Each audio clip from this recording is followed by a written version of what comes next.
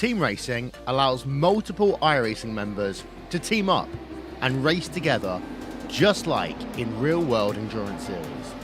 Teammates can share driving duties, spot for one another, or be a crew chief. Team racing is free, both to join a team and to create one. Each teammate races on his or her own computer from wherever they want to. Your teammates can be anywhere in the world, and changing drivers mid-race is as easy as a click of a button. iRacing features team endurance events ranging from just a couple of hours to 24 hours in length. So, if you fancy taking part in an iRacing endurance race in the future, you can learn more about team racing on the teams page on the member website.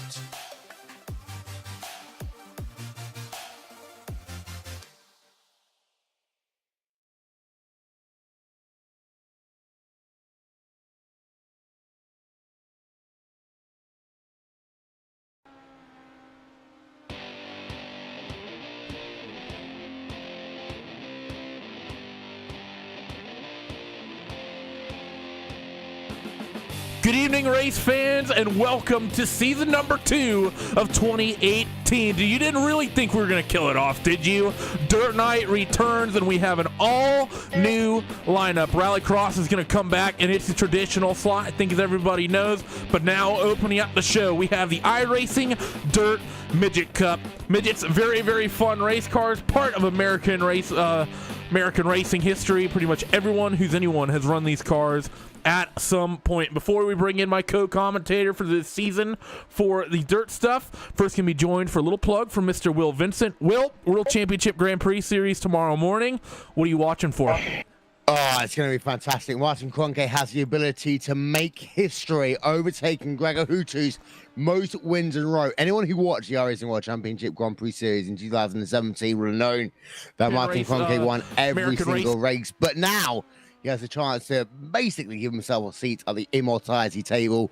But there's so much going on. FAG2 Racing, Fernando Alonso's team, making his entrance in the World Championship Series. So much more. Oh, Randy, we have no idea what's going to happen tomorrow.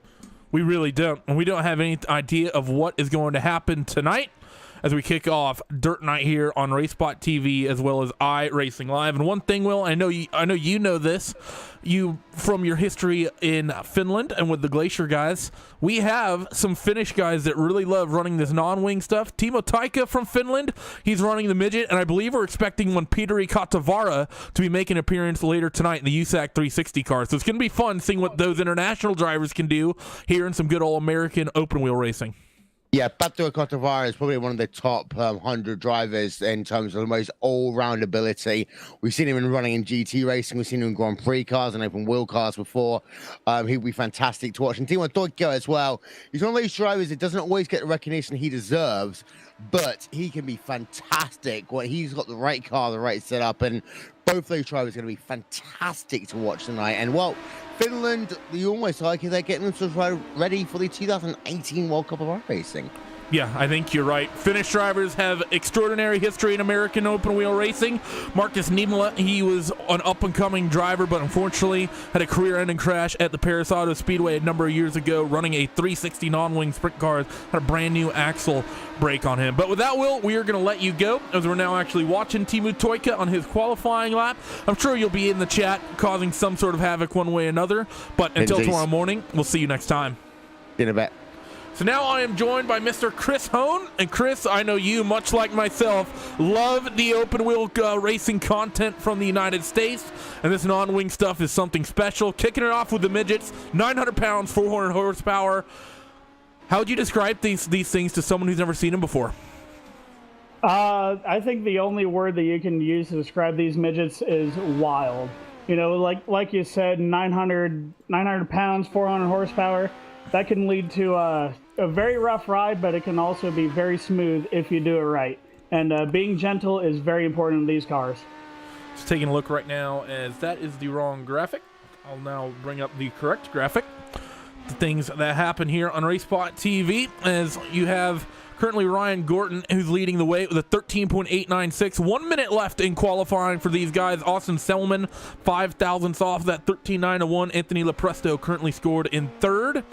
Got Cameron Dance, who's currently out there on the racetrack. He's, I believe, coming to the end of his first qualifying time here from Lanier, and he's going good to go to a 14.03. So first good time for that number 7 machine, first time through. Yeah, I'm very impressed with Ryan Gordon's time with 13.895. Not far off, like you said, is Austin Summerman. Now the qualifying is over. We are getting ready to roll off for our first heat race. Heat race number 1 coming at you here on Racespot TV and on iRacingLive. As everything gets ready now to come to a start here for the first time. You can see heat race number 1 coming at you. That is the wrong graphic. I need to learn how to do this thing at some point as these guys are getting ready to hit the field. And it's going to be pretty much straightforward here, Chris. 8 laps. 6 drivers will be the ones transferring. As people building up those revs already on the start-finish straight. Yeah, 8 laps seems like a short distance, but if you have you either have a bad setup or just a bad race in general, 8 laps can go by very, very slowly. But I think we have a very stacked field of drivers here. I don't think we're going to have any problem taking off 8 laps for these heats. Yeah, I don't think so whatsoever. So your starting grid for heat race number 1, Ryan Gordon and Joel Berkeley, with Adam Elby as well as Jordan McDonald on row 2, Ben McSweeney and Ray Farlow row 3, Joshua Jewell and Timo Toika row 4, with Satoru Ono and Bradley Cash rounding out the 10-car field here in heat race number 1. So Friday night, dirt night, season number 2 in 2018. Pace laps starting for the first time, and it's one of my favorite things to do at the local track. Chris, who's your pick to win this heat? I got to go with pole sitter Ryan Gordon. He put a very fast time down in qualifying. He's also starting on the outside, or inside rather. We'll see if he can get up to the top, if the top line is going to be the preferred line, see if he can just take off. So 8 laps. 6 cars, top 6 finishers will go through to the feature event. iRacing safety truck gets ready to head down towards the safety of pit road, and Ryan Gordon gets no trouble for him getting on that throttle pedal, and he is clear. They're almost 3 abreast through corners number 1 and 2 for the first time. And one of the great things about these midgets is that they are so small and you can run so many different lines on so many of the racetracks here in the United States. Lap number 1 is going to go the way of Ryan Gordon as Joel Berkeley and Adam Elby. They're scrapping for second, and Joel gets halfway around. Big incident there in the back. Yeah, it looked like Joel just kind of got it wrong there in the middle of the corner, stood it up on the back wheels, and once you do that, you can either plant it and pray it fixes itself, or you can lift and cost yourself very valuable track position. And looks like he decided to lift, and that cost him dearly. So riding on board right now with Ryan Gordon from Club Australia, New Zealand, as he works himself off of corner number 2 and down this front straight. When you see the way the drivers have to work here into these little midgets, so busy trying to drive these things half distance now in heat race number 1, lap number 5 of 8, currently getting logged. And that's one of the big things about these cars here, Chris. American drivers all around have come up through the ranks driving these. Jeff Gordon, Tony Stewart most famously as well. Saw him actually win the Turkey Night Grand Prix at Irwindale a number of years ago. And of course, some of the more recent drivers, Kyle Larson as well as Christopher Bell, all drivers who have cut their teeth in these things. We're 2 to go in heat race number 1. Yeah, these midgets definitely are a proving ground for some of the best NASCAR drivers, and also other drivers or other series as well, with the IndyCar, with Chad Boat running with them, or running with Indy Lights anyway. But here we are with 1 lap to go. So far, Ryan J. Gordon has a pretty good lead over Adam Elby. See if he can do anything going into turn number 3. Gordon's going to have to make a mistake. So far, flawless off of turn number 4. Heat race number 1 is going to go to Ryan Gordon in the number 10 car. So Ryan Gordon and Australia take the first win here in Friday, the new edition of Friday Dirt Night. And also, just for the record, it's going to be Saturday Dirt Night in the next couple weeks. So keep that in mind. We're going to have a little bit of a scheduling conflict. So it's going to be Saturday Dirt Night next week and the week after. And then for the rest of the season, it will all be Fridays. And note, this was not recorded previously. This is happening right now. So heat race number 1 has come to a close. Ryan Gordon, Adam Elby, Jordan McDonald, Ben McSweeney, Ray Farlow, and Satoru Ono are the 6 drivers that will be transferring their way directly to the feature. Heat race number 2 is getting gridded right now, and it's a familiar name out on the front. Austin Selman on the pole position with Anthony Lopresto in second. Casey Kerwin, Matt McKinney on that row number 2. Cam Dance, Chad Robinson, row 3. Jacob Fields and Justin Thomas, row 4, with John Lopresto and Will Sylvester on row 5 as heat race number 2 now rolls off. Yeah, Austin Selman put down a second fastest time. He's going to be starting in the preferred spot here, rolling off P1. It's going to be interesting to see if he can hold off Anthony Lopresto. Lopresto obviously very fast in these open wheel cars as well, especially without the wing. So field will roll itself off. Like he said, no wing on these machines, so it's going to be very, very difficult for these guys, a lot harder, and that's one of the big things. We're going to see it in the sprint cars as well. There's 2 main differences between the sprint cars, the World of Outlaws 410 cars we used to watch, as well as the 360 USAC cars that we'll watch later. We will be sure to talk a lot about that over the course of this evening. Me and Chris will be bringing you the action for that one. But before we get a chance to do that, field rolls itself through 3 and 4 at this 3/8 of a mile Lanier clay oval. And that number 1 of Austin Selman is going to waste no time as well picking up the throttle pedal. We are green in heat race number 2. Austin Selman getting a great start there. He's already kind of stretching out a little bit, but Anthony Lopresto looking to make that inside work. We're side by side for the lead. A little bit of contact, maybe. That's what those battle bars are for on the inside. Here comes Lopresto trying to look for a slide job. Can't quite get it done, but he's going to take the inside. Side by side for the lead, going into 3. Trying very hard to make that bottom line work off of turn number 4. He's gonna have it. Move Anthony Lopresto up to the lead. We're riding on board right now with Austin Selman. You see him working, trying to hold on to that second spot, but you have Casey Kerwin, who we're gonna hop on board with right now. See him working down to the bottom. Not great of a view as they get these cars very, very sideways. You see him still working the inside of Austin Selman as we switch back to the TV cameras, and still wheel to wheel. Kerwin's gonna try to drive up in front of Austin Selman, but no room just yet. Half distance as they roll through 3 and 4, and that 2 machine of Anthony Lopresto is stretching the gap as they're wheel to wheel for second.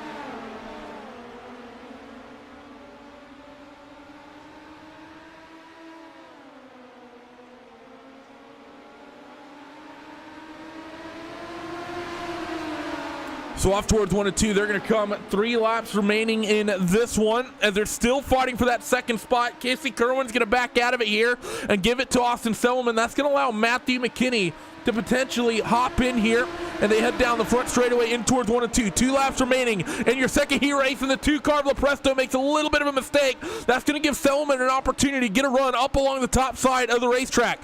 Through corners number 3 and 4, white flag will be waving. 1 car of Austin Selman, he wants this bad. He's going to throw it up to the top side of the racetrack, and will he have to drive to get himself down off towards that race lead? Comes wheel to wheel pretty much through corners number 3 and 4. Will he have the momentum? No, he will not. And Anthony Lopresto is going to hold on and win heat race number 2 here on Friday Night Dirt Night 2018 season number 2. 10 cars in that one. Anthony Lopresto, Austin Selman, Casey Kerwin, Matt McKinney, as well as the rest of your drivers, the likes of Cam Dance, Robinson, Fields, Thomas, Lopresto, and Sylvester in that one. But we have consolation race time, B main time. This is going to be a 10-lap race. 4 drivers will transfer to the feature, and this is your starting grid for that. Bradley Cash will be on the pole with Jacob Fields in second, Timu Toika in third, Cam Dance fourth, Joel Berkeley fifth, Will Sylvester sixth, Josh Jewell in seventh, and Justin Thomas will be rounding out the 8th spot. So 8 cars, 4 of them will be transferring their way into the feature event tonight. Yeah, if I know Justin Thomas, he's always been a very fast driver. I believe he does have a lot of work to do. I feel he's going to make his way back into the main event. So a lot of drivers, and I think a lot of our fans are going to be keeping an eye, or wanting to keep an eye on that number 17 car of Timo Toika coming from Finland. Always interested to see what the international drivers can get from themselves. You have a driver from Finland and a handful of Australian drivers, as well as Satoru Ono. He is in Asia, given the club name. I'm not exactly sure on the country. I believe he is from Japan, actually, given from what I've seen. We're going to actually ride on board with that Finnish driver here for the start of the B main. So Timo Toika is going to be bringing us from the third spot here to green flag as we ride on board. Green flag is out for the B main. Guys, last chance opportunity to get themselves into the feature event, and Timo's going to throw it down to the bottom as everyone's going to be fighting side by side. And we got a couple cars up in the wall already. That's going to be Will Sylvester as well as Justin Thomas. Their night's going to be done as they're still going to be fighting for other positions. Cameron Dance, he still is going to be leading here out in front as Bradley Cash falls to second with Joel Berkeley and Joshua Jewell. They run as your top four. Yeah, Bradley Cash seemed to have a great restart, but it looks like he got tapped a little bit in the back bumper, got him a little bit too sideways, something he couldn't quite control, and he fell back one spot. But currently, your leader is Cameron Dance is running that, Cameron Dance, Will Sylvester lap car. Cameron Dance running that middle to high line, running that really well. So people are just basically cruising here out in front. I wouldn't expect the likes of Cam Dance or Joe Berkeley to start pushing too hard for this one. Bradley Cash and Joshua Jewell, though, they need to worry. They're right now fighting for third and fourth place out there on the racetrack. Top four are the only cars who transfers. So right now, if you're Josh Jewell, you want to pick up a spot because that fifth car in line is a 17 of Timo Toika, and he wants a transfer position. He's one spot away from it right now, and they're half distance right now in this consolation race. And Timo's going to throw it up to the top side and try to make a move on that 18 of Josh Jewell, and look at the run that 17 car is going to get. He's going to try on the bottom in 3 and 4. Timo Toika with an excellent slide job on Joshua Jewell. Joshua looking for a crossover, going into the corner, running all the way down on the bottom, not quite with the crossover, but they're side by side off the corner. But the 17 is going to have the run. Looks like Josh Jewell fell back. But Timo overcooked it just a little bit. That's going to allow Joshua Jewell to catch up just a little. So Joshua Jewell is right there, 3 laps left. This is the battle we need to watch. This is the difference between starting in the main event and your night ending right here. Gonna be 2 laps to go. Bit of a hiccup out in front. I think that might be with a lap car. Not sure who that is, and that might hold up Timo Toika as they work themselves through corners number 1 and 2. That is the 16 machine, I believe, actually Will Sylvester, as they work themselves down through 3 and 4. Coming to the white. Timo's gonna get held up, and the 4 machine is in this as well of Bradley Cash. So a number of drivers all scrapping for positions, and I'm not exactly sure who's who at this point, but the 17 car, he's gonna throw it up to the top, and I think he's gonna take that third spot away. 18 car finds the inside wall. That was Josh Jewell, so his night's gonna be done, and I think Timo's gonna hold on to that last transfer position here from this consolation race. Couple lap cars, Chris, really getting into the mix of that. Yeah, you add on with the ever-changing track, and then also the lap cars kind of mixing it up with the leaders. That can cause some very hairy situations. Joshua Jewell, he liked what he was seeing right in front of him with them racing real hard, probably hoping that they'd race a little bit harder, but unfortunately came up a little bit short, tried to throw it in the corner, and ended up nosing the wall, and unfortunately ended his night.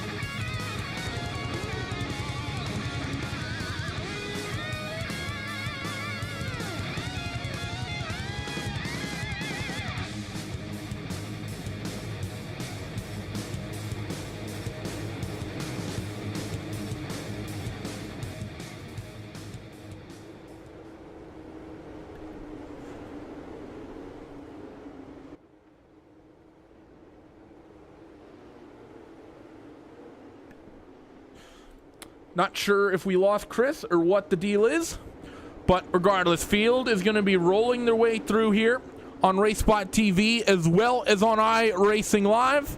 Hope you guys are enjoying the midgets as the pace truck comes in, and we are green in the feature event for the iRacing Midget Cup. Ryan Gordon gets out to a nice little lead as everyone is fanning out for second and third place on back. Scraps up and down the field already as Austin Selman's involved in a little bit of a fight. They're 3 wide in the mid-pack. This is why midget racing is so great. Caution, I think, might fly. We have a couple cars. One's upside down. Not sure who that was. Light blue car that I just got a glimpse of. It's the 6 machine of Chad Robinson. Replay of that coming up on your screens. Yeah, that was quite a slugfest there. Kind of missed a little bit of it, but I did end up seeing Chad Robinson up on his lid. Unfortunately, could not get these cars tipped back over, but that was definitely a slugfest there for the first lap. So it actually started out in front with the 2 machine. We're going to try to get another look of that. That was Anthony Lepresto, who importantly was actually starting from the outside of that front row. So a competitive name taken out early in this one. We already have a handful of laps scored complete. And that 2 car, as you can see, this is from the start of this. It's going to happen sometime off of corner number 4. They head down the back straightaway here. And let's see what happens to Anthony that ends up with him ending up on his lead. Oh, he slid up into the 10 of your race leader of Ryan Gordon. And, well, 2 car, as far as I can tell, kind of did that to himself as field is going to be rolling around. And I believe the lights on that safety truck are already out. And a single file restarts in this. Not sure what Austin Selman is doing. Austin needs to get it back a little bit in that 1 car, 10 car. Ryan Gordon is the one who completely is in command of this field. I don't know if Austin's playing games or what the deal is, but it's single file restarts in the midget. I think Austin might be still a little bit used to the double file we traditionally see, but pace truck comes in. Lap number 6 of 20 getting logged right here. 15 to go as Ryan Gordon leads the way. Ryan Gordon with an excellent start. I believe Austin Selman was trying to play a little bit of mind games. Clearly, it did not work that time as Ryan Gordon seems to have gotten a really impressive lead here. And now we see Adam Elby looking to the inside of Austin Selman. Going to be side by side off the corner. Elby trying to make that bottom line work. Can't quite get anything done with Austin Selman running that top just as perfect as he is. Ryan Gordon has done a good job to break away. You're still seeing stripes here for your tail into your top 10. This is Casey Kerwin as well as Jordan McDonald. They're scrapping it out for positions right now. They swap it, and, well, Jordan does a good job getting down to the bottom of Casey, and oh no, Casey's going to get tossed into the outside wall. Caution's going to fly, and Casey's up on his lid and back on his wheels, thankfully. Replay up on your screens. Yeah, that was just a case of Casey getting wheeled there. It looked like a right rear to left front contact. That's never good in these midgets.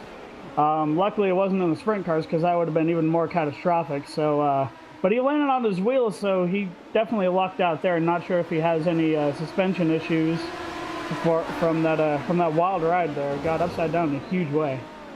So yeah, big incident there for Casey Kerwin, and although the car is still rolling, that might very well be the end of his night. Taking a look up and down the field, just going to take a look, see some of our movers and shakers in the top 10.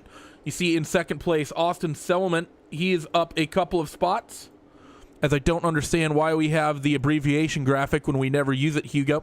As Austin Selman, he's up 2 spots. Jordan McDonald's up 1. Big movers, Cam Danson, Joel Berkeley, each up 5. Casey Kerwin, the big loser, though, that he is down 7, as the field is going to continue to roll around.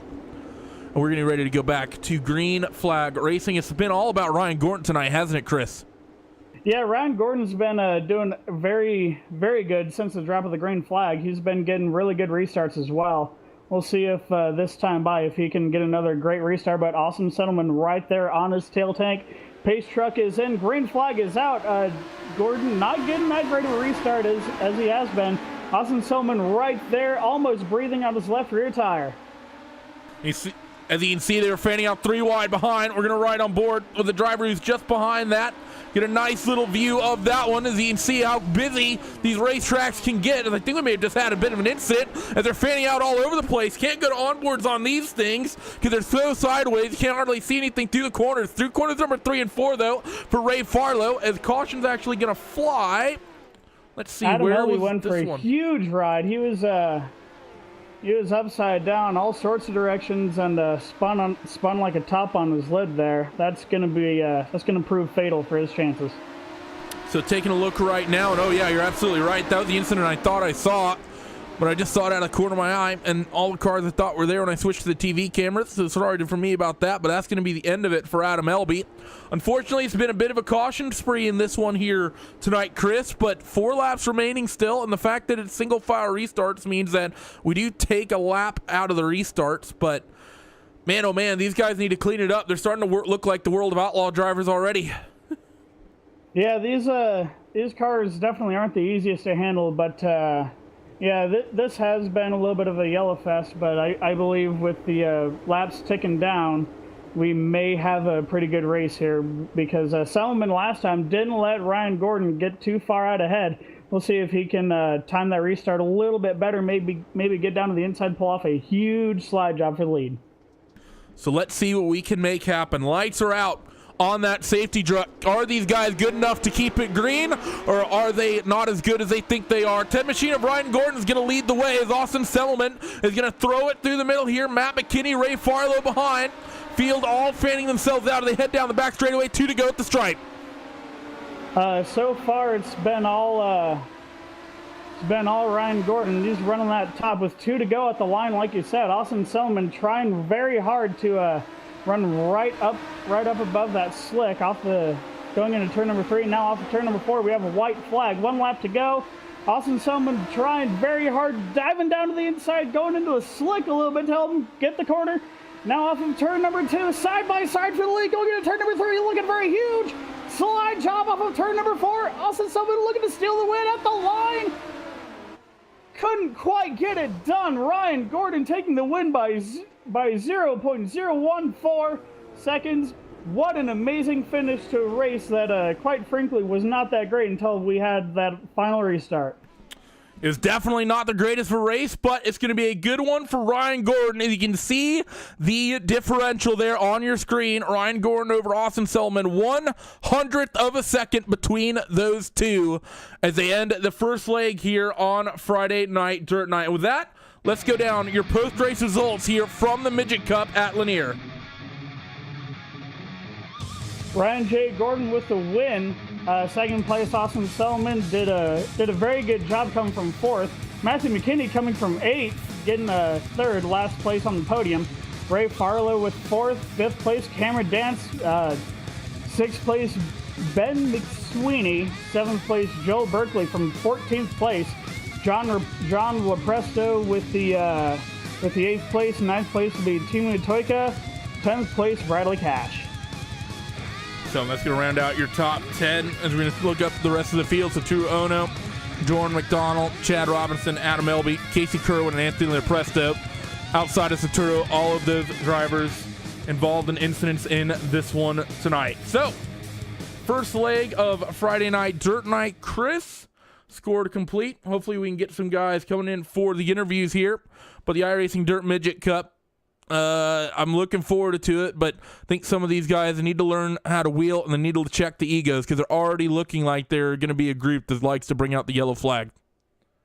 Yeah, I mean, these cars are a little bit difficult, but if you have a good setup and if you can dial it in, or if you can just run the baseline setup really well, you shouldn't have too much of a problem. But I think they're just playing too much with the setup and not enough with the nut behind the wheel. They're trying to get every 10th when they need to be working on putting laps together, not only by themselves but running with others as well. Now, talking about these little cars, we're going to be seeing one of the new tracks come out next week for the Midget Cup, running at Lima Land. Of course, we got the dirt track at Charlotte, 4/10 of a mile oval, pretty much a big track. I think you can kind of expect what to see there. It runs a lot like Volusia if you've yet to do any racing there. But Lima Land, quarter-mile boring, Chris. This is where these little midgets are really going to shine. I mean, I think the two best tracks for them probably right now are here at Lanier and then at Lima Land because the cars are so small, the tracks are small. It's not often you see midgets run on the big half-mile ovals in real life. Yeah, these shorter tracks are definitely going to be where the midgets are really going to be put in the limelight, especially with Lima Land being quarter mile. That's typically a really good size for these midgets. Hopefully, with the addition of the Chili Bowl coming later, we can see some even better even more competitive racing and maybe even some better green flag runs as well. So with that, we're going to have a quick interview with a couple of the drivers. I'm going to start it off with Ryan Gordon. Ryan, Midgets, a new addition here to Dirt Night, and you come out, put on a dominating performance to win race number 1. How are you feeling? Yeah, no, it's good to pick up my first strength of field win. The Midgets are a good change from the sprint cars last season. They're a bit of a tough thing to drive, but no, good fun. Now, it's one of those things as well. We got a handful of drivers who used to run the sprint cars, and, well, it kind of showed. We saw a lot of cautions in this main event. Are there some names you're not used to seeing who you think might have a bit of a learning curve with learning these little open-wheel cars? Yeah, there's a few drivers here that aren't right up there in the sprint cars, but are definitely fast in the midgets. I guess that's what they've been always watching when they were young. But, yeah, no, they're definitely tough to get a handle on, but when you do, it's definitely rewarding. And so next week out at Limaland, one of the new tracks, one of the 2 new tracks we've gotten along with Charlotte. Quarter-mile track, pretty much what Midgets were built to race on, I would say. How have they, in your experience? I'm sure you've tried the new circuit in these cars. How do you like it, and what kind of racing you think we'll see next week? Yeah, no, the midgets at Limaland are definitely fun, but really tough. You run it right up on the cushion, and there's not much room for error, that's for sure. Well, thanks for joining us, Ryan. Before we let you go, sponsors, who gets it done for you on that number 10 machine tonight? Yeah, thanks, guys. Synergy Sim Racing is our team. We've got Trackstar Racewear and the Speedway Shop as our main sponsors. So, thanks. Well, thank you once again, Ryan, and congratulations on the race win. Mr. Kris Hohn, he's going to be stood by with Austin Semmelman. Austin Selman, you finished second place after having a very good race. What more do you think you could have done to catch Ryan Gordon? Well, probably not start that far behind him in the first place. I messed up my qualifying lap and the heat race there was really bad. So I put myself in a hole, and lucky to give myself a chance to win. That's all you can ask for, and we were 14,000 short. Yeah, coming through that last lap, take us through what it was like to be that close from win just to fall a little bit short. I didn't know who won because I don't have my intervals and stuff on. I didn't know. I looked to my left as we were crossing the stripe, and his nose was right there, so I had no idea. I had to look after, but I just was trying to run in there low and get out of the corner as good as I could. So just a little bit short. It was a great battle though. All right, team sponsors, who makes it here for you? Definitely Dirt Collective, Team VLR, Dirt Division, all the guys at VLR, of course, you guys for broadcasting this, off-camera TV, just everybody. So thank you guys. All right, excellent job, Austin. Congratulations on your second place. Thank you, I appreciate it. And well, Kris, these little midgets, they definitely delivered on the action-packed racing that we were expecting. Not as green as we would have liked. Hopefully we can get that update to make caution laps not count sometime soon, and then we won't have people playing the fuel games the way that we've been having thus far. But it's an exciting opening round, I think, and Limaland is going to be, I think, really good for these guys. Oh, there's no doubt about it. Limaland, I ran a couple laps at Limaland in the midgets. Running that cushion is a tricky game, especially off turn number 4, because that wall just jumps out in a hurry. So it's going to be very interesting to see how these drivers can deal with that wall jumping out at them, while also running up top, running that cushion. Well, we got about 10 minutes, so I think this will be a good opportunity to explain to some of the people who may not be quite as aware the difference between the sprint cars we'll be watching later tonight and the sprint cars we're used to seeing here on RaceSpot TV with the winged 410 World of Outlaws. So for those who are unaware, we're going to be running under USAC rules on Dirt Night this season. So for those who are unaware what that means, the World of Outlaw cars, well, dating back in the 70s, they started putting wings on them, and they started calling them Outlaws, and thus they became the World of Outlaws, is sort of the TLDR of how that one worked. However, sprint cars have run in a non-winged fashion for years. Likes of Gary Bettenhausen, best drivers in the world, Mario Andretti, they cut their teeth driving non-winged sprint cars, and pretty much the formula is mostly unchanged even for the last 50, 60 years. Some rule changes have come in, yes, but the car is very much the same. So we're going to be running the 360s as opposed to 410s.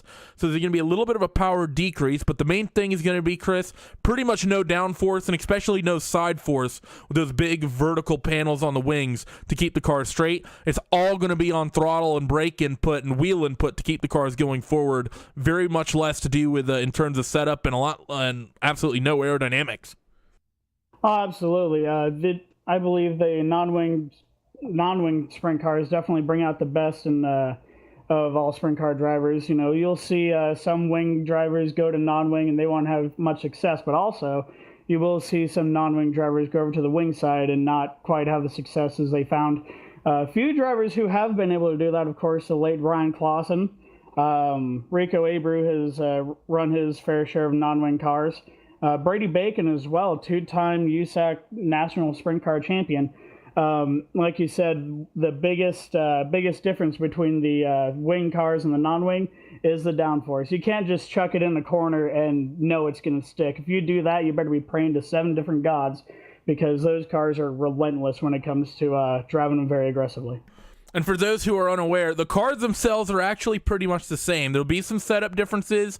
You'll have maybe some different shocks, some different spring packages, but for the most part, the cars will actually be exactly the same. And it's not uncommon throughout the United States, Chris, for some guys to essentially drag their non-wing car out of the trailer, put their wings on it, and run it in an outlaw event. A lot of local guys do that throughout the United States whenever the World of Outlaws turn up. In the same way, it's not uncommon to see guys take the wings off their winged cars and run them in non-winged events. That's one of the great things about the sprint car format here in the United States. You get a 360 or a 410, and you can run it in 2 different categories if you have the shock and chassis setup options for it. Yeah, the wing versus non-wing thing, especially when two are intertwining, you may see one driver go out there with the wing, make his hot laps, or Brian Clausen famously did that at the King's Royal a couple years ago. Before he passed away, Brian. he ran the USAC race and immediately hopped in an outlaw car and ran. Yeah, Brian Clausen, one of the best drivers in sprint car history. Kyle Larson's also done that. He's ran the wing cars and the USAC cars for the Four Crown Nationals at Eldora Speedway. He's actually ran the wing sprint cars, non-wing sprint cars, and the midgets, and has found a lot of success running that race in all 4 cars that they run there. Well, Chris, I think that's going to end here. Segment number 1. Midgets, like we said, put on a good show, but 360s at Eldora, we've talked about the cars. What do you think we're going to be seeing at Eldora in those 360 non-wing cars? Like you said, the non-wing cars generally are not pin it to the floor and keep it down there, but if there's ever a place you can run a non-wing car just about flat out, it's that high banked track in Ohio. Yeah, Eldora Speedway is one of the better tracks for getting to learn the non-wing cars, mainly because it doesn't take a whole lot of finesse. Granted, you do have to drive it very carefully as compared to the wing cars, but if you want to learn how to drive a non-wing sprint car, go to Eldora. You can kind of throw it a little bit harder in the corner, it'll back up, and once you get up to that top, just rip the throttle. You can turn some pretty wicked laps there, and I feel like it's going to be very interesting, especially with the new cushion model, and with the rolling back of the surface grip to start the main events. I did a race, I believe it was on Wednesday. One thing that I noticed is the bottom was practically untouched and the top had a little bit of slick, so it was possible to run both grooves. So we'll see if we can get multiple grooves running here as well. So that is going to do it for us here for the first leg of Friday Night Dirt Night here in 2018 Season 2. Do not go away, because Global Rallycross from Daytona, it kicks off here in about 6 or 7 minutes here on RaceSpot TV and iRacingLive. And just to reiterate, I said it at the top of the show, Dirt Night for you midget guys will be on Saturday night next week, not Friday night. We have a scheduling conflict, so next week and the week after, we'll be doing it on basically Saturday night Dirt Night for those 2 weeks. It'll be Friday the entire season after. I'll continue to reiterate that throughout the night for the Rallycross guys and, of course, for the sprint car guys as well. But Global Rallycross at Daytona coming up in just a few minutes, and in about an hour, we will be bringing you the USAC 360 non-wing sprint cars live from Eldora. Do not go away. Be sure to enjoy it.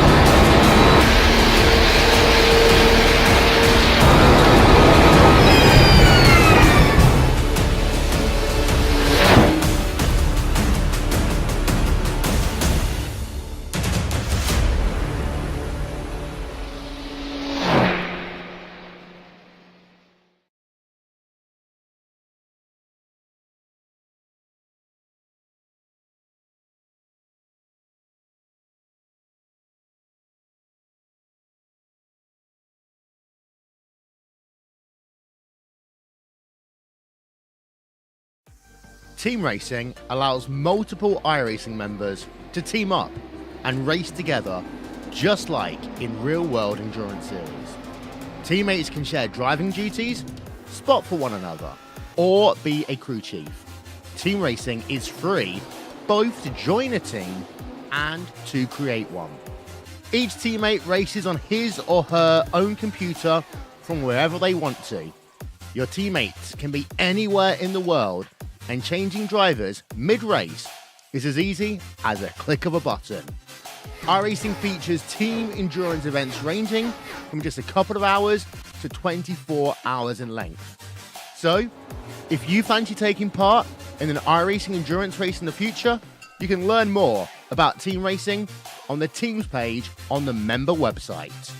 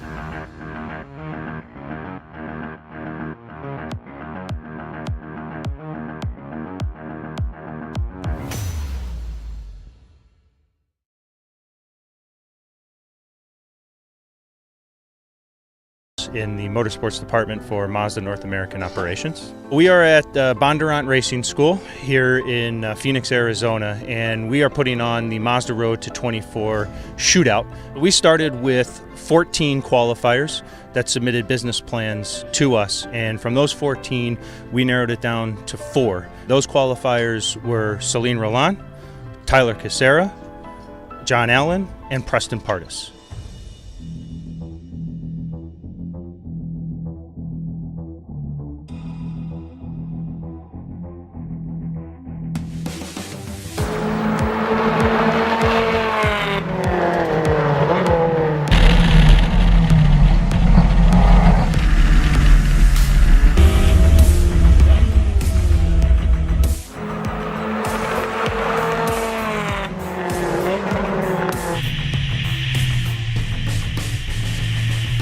For me, the first session was just, the memorization piece of the track. I probably was halfway through the session before I felt like there were 2 or 3 places I could push. Now I knew what was next. I already see some differences in preference of, how people approach certain turns, or certainly the braking into the first chicane is a little bumpy.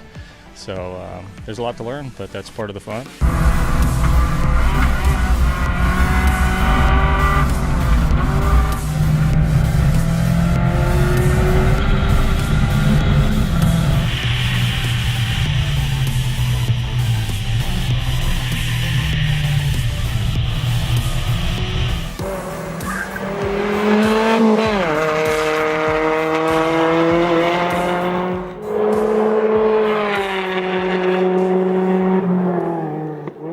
So as a judge, what we're looking for from these drivers is the opportunity that they take the information that we give them.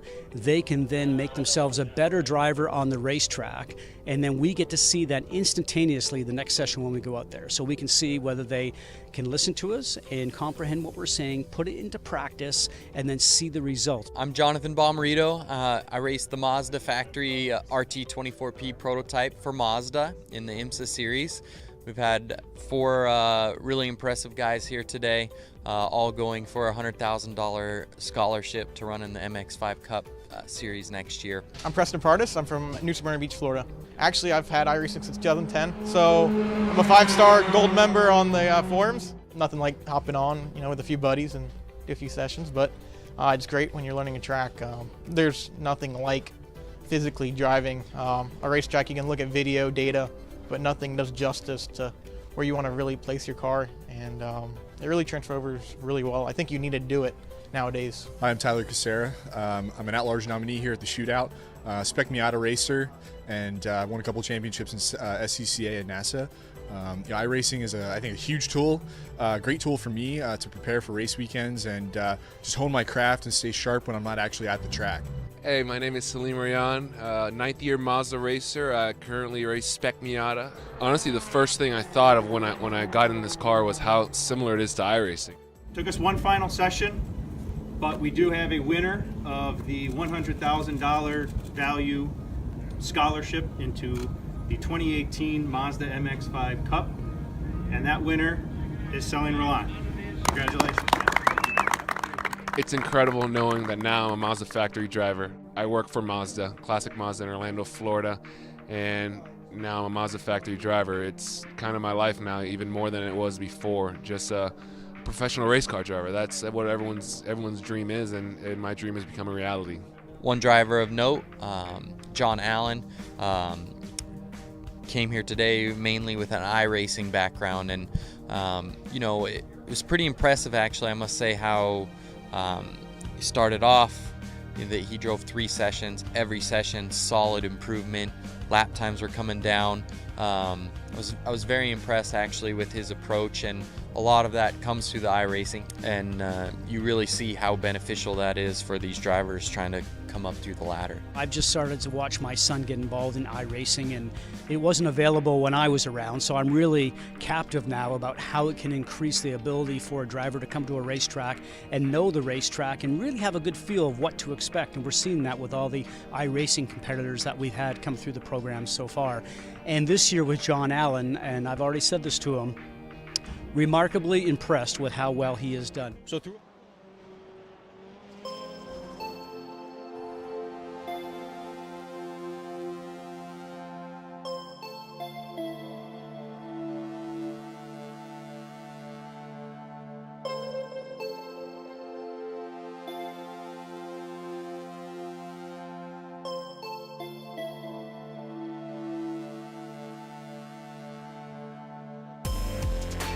time for Red Bull Global Rallycross. It's all on RaceSpot TV, streaming live on iRacingLive for Dirt Night yet again for another time here.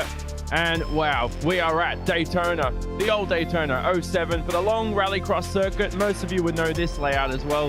It was one of the first introduced to iRacing way back in the day, a few months ago in 2017. But today, we're ready for another round. We're missing a big name. We could see another big winner here.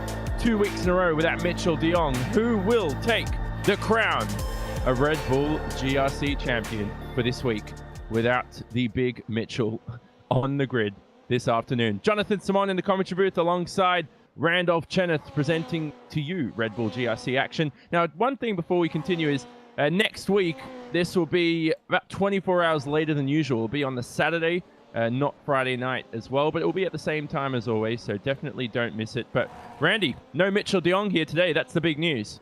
Yeah, no Mitchell de Jong. His qualifying is currently in full swing right now. Yoni Häkkinen on the top of it, but Mitchell, I know that he's fighting some tendonitis, and when it's ever the eve of a big world championship level race, he tends to take the night off. He did that before the Blancpain GT World Championship season opener at Bathurst. That allowed Race Clutch driver to take the win there, and then, of course, he's doing it because you have a nice little season opener for the World Championship tomorrow at Interlagos. Yeah, that's about 12 hours time as well. It'll be on Racespot TV and iRacingLive as well, specifically at 1:30 p.m. GMT. Don't miss it, but as Randy said, we are in qualifying at the moment. These drivers are in a private session right now. The driver of Joni Häkkinen coming towards the latter stages of this lap. And talk about this circuit, Randy, the difficulties of it. You have that tarmac section to end the lap. Very simple joker as well, but this is one of the basic layouts that really gets drivers to know what GRC is all about. Yeah, it really is. As we're riding on board with Mr. Connor Parisi as he heads down towards the fast chicane. It is a very technical layout as Connor, well, he gets it all sorts of wrong through that chicane.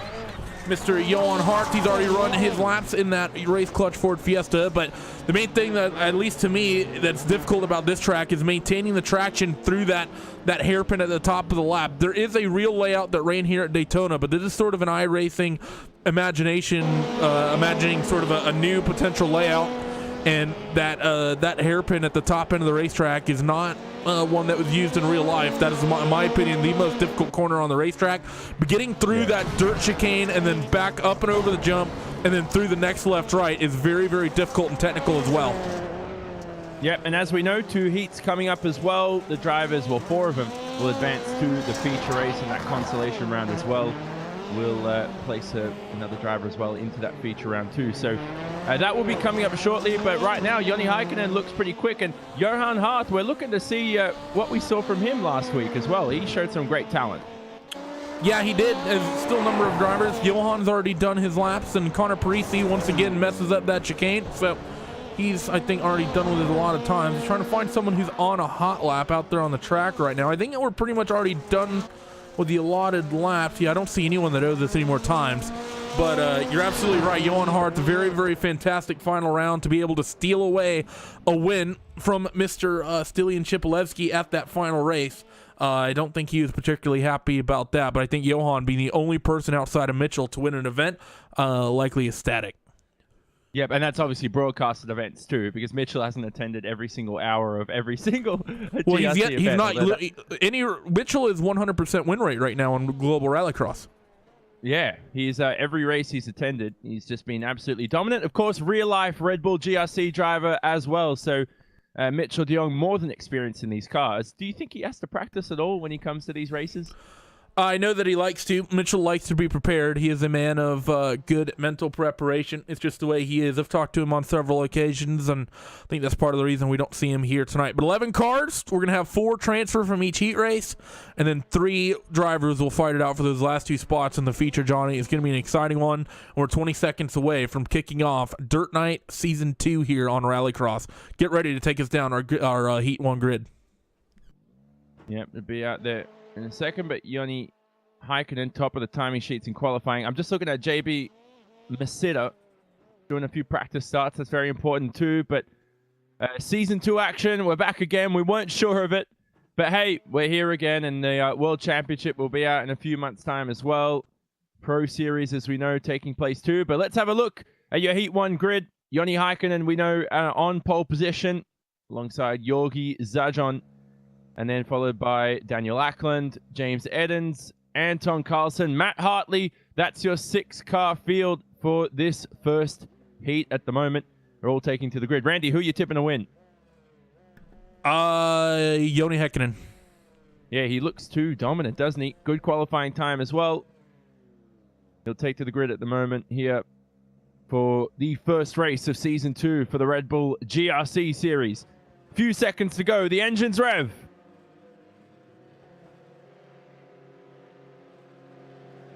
Heat 1 is green. Great start from Ackland. He's on that outside line as well. Heikkinen has the inside, and that's going to give him all the advantage as well. He's getting turned around almost. He just saves it. Now he makes contact with Daniel Ackland on the exit, and there, look in front. It's the number 10 of Georgi Zajon, and he's all the way up into the lead as well. Chaos as they go over the bumps too. Still contact near the back of the pack, isn't there? So, Edens, Ackland as well. Heikkinen now right behind Georgi Zajon. There you go, Randy. Down near the back of the pack, it looks like Hartley's all clean now. Yeah, he really is right now. As you're going to see Joni Heikkinen, he's going to take the Joker here early. Daniel Ackland, interestingly enough, is slow. What's happened to that 8-car? Oh, the 8-car, there we go. So, I don't know if he's broken anything on that Volkswagen at the moment, but you can see there, he just slowed down. It was at that difficult hairpin as well, so he might have had some hardware issues, but that at the moment gives the lead to Joni Heikkinen. He's gotten past Georgi Zajon, And now Yorgi finds himself in the second position. Hartley now third in this heat at the moment. So good stuff from Hartley, who started near the back of the pack with a slow qualifying time. Edens behind, and then Carlson, of course, in fifth position. So Ackland's got a lot of time to make up. Yeah, he's not going to be able to make that up. He's going to have to do this through the last transfer race in this one as they work themselves now toward the end of lap number 2. Get your ticker rolling across the top of the screen. It's 1.5 second gap from Joni Häkkinen to Yegori Zach John as they work themselves through this tight chicane. Matt Hartley and James Edens, they're very close, but I honestly think, Jake, we're not going to have people fighting too hard with this. The top 4 have a nice little gap for themselves, and those 4 are going to transfer. So right now, if you're Joni, Georgi, Matt, or James, there's no reason for you trying to fight with someone and pick up a spot because you're already through to the feature. Yeah, exactly. So lap 4 or 5 about to begin, or lap 3 or 5 at the moment. Right now, Häkkinen, yeah, he looks clean. You're right. He just needs to take it easy. Take that joker if they haven't already. And he goes through the jump as well. This is the difficult part of the circuit, isn't it? The jump, because you're not really straight lining it. You're coming off a very difficult left-hander. And then obviously you have to avoid those tire bundles that always flop back onto the circuit. Yeah, it's so tricky to be able to hit that jump right. You come up and over the top, and you need to be careful. One, you need to have the car pointed straight, and you need to be sure to have the car flat. It's very easy to put the right side tires off the jump here. We're going to ride on board with Joni as he comes to the white flag lap through into the asphalt hairpin, the international horseshoe that everyone from GT Racing should be familiar with, under the Red Bull Bridge and through the chicane. And look how you have to set the car up. You need to be just perfectly on the right side of it, and immediately you get it sideways for this chicane at the end of the sector. Oh, he's under control, isn't he? Joni Häkkinen on this final lap. But as you say, Zadzon, Ackland, Edens, they all look like they're going to go through to that feature, because Anton Carlson, who's 5th in this heat, is a bit too far behind. So if you're James Edens right now, you just want to keep it cool through these final few corners, through the very difficult hairpin here at Daytona. Oh, Edens was close to that wall, wasn't he? But there's Joni Häkkinen as well. He's going to take the Heat 1 victory, and we tipped him for it. All clean for him. There we go. Good stuff from Joni Häkkinen. Yorgi Zadzon in the second position. Ackland and Edens will have a few more seconds to go. Sorry, not Ackland, isn't it? Edens and then Matt Hartley. Matt Hartley and Edens. Anton, yeah, Ackland's dead last in this one. Yeah, so that's my timing screen out of order, but there we go. Hartley, Edens through. Carlson and Ackland are the 2 that aren't going to go through. Yep, those are the 2 drivers. They're going to fall a little bit short, so they're going to have to race their way in. But now it's time for a potentially really competitive heat race number 2. Yep, so heat race number 2, we look at your grid. Johan Harth, who is very quick. We know what he's going to do in this heat. Of course, he's going to blister away from the line. Graham Bowland, Sindre Setsas too. He wants to make up for some promising performances. Connor Parise, J.B. Masita. We saw him practicing starts. Let's see if he can get off the line quite cleanly here for heat number 2. All 5 drivers ready to go. Few seconds to go until we go green.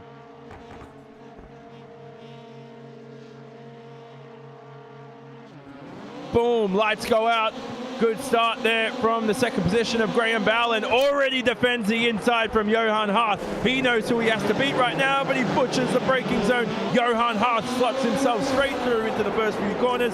Good stuff from him as well. Look who's in the second position. It's Connor Parise. Good stuff from Connor Parise already, Randy. Connor's been very good in these cars. He's just been someone who can generally, through good patience, work his way up through these races. He's done that throughout the entire championship, and now he might be able to get himself a nice starting spot for week 1 here in season 2 of Dirt Night. Work themselves through the tight hairpin and off towards the S's section here, and the top 2 of Johan and Connor already have a nice little gap for themselves as behind the 3-car train. They're going to continue to fight.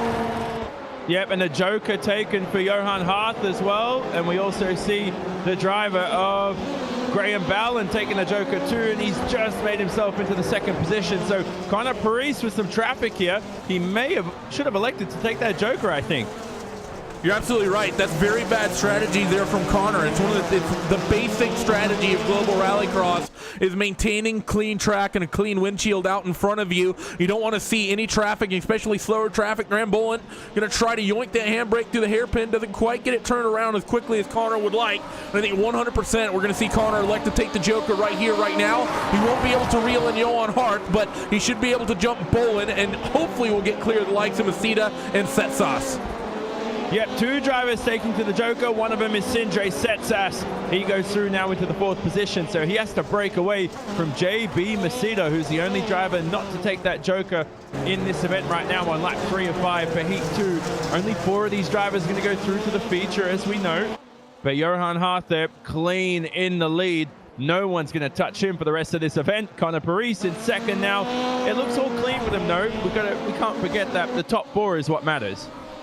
Yeah, top 4 is the big thing, and that's why these guys are being so patient, because there's only 5 cars. Only one of you are not going to the feature, so you have to make the end of this thing. I believe we have someone taking the Joker out near the front. Not sure who that was. Nope, that's just me. My ears deceiving me. Connor Parisi still in that 2nd spot. See him working his way through as Graham Bolin still followed by Sindre Setsas.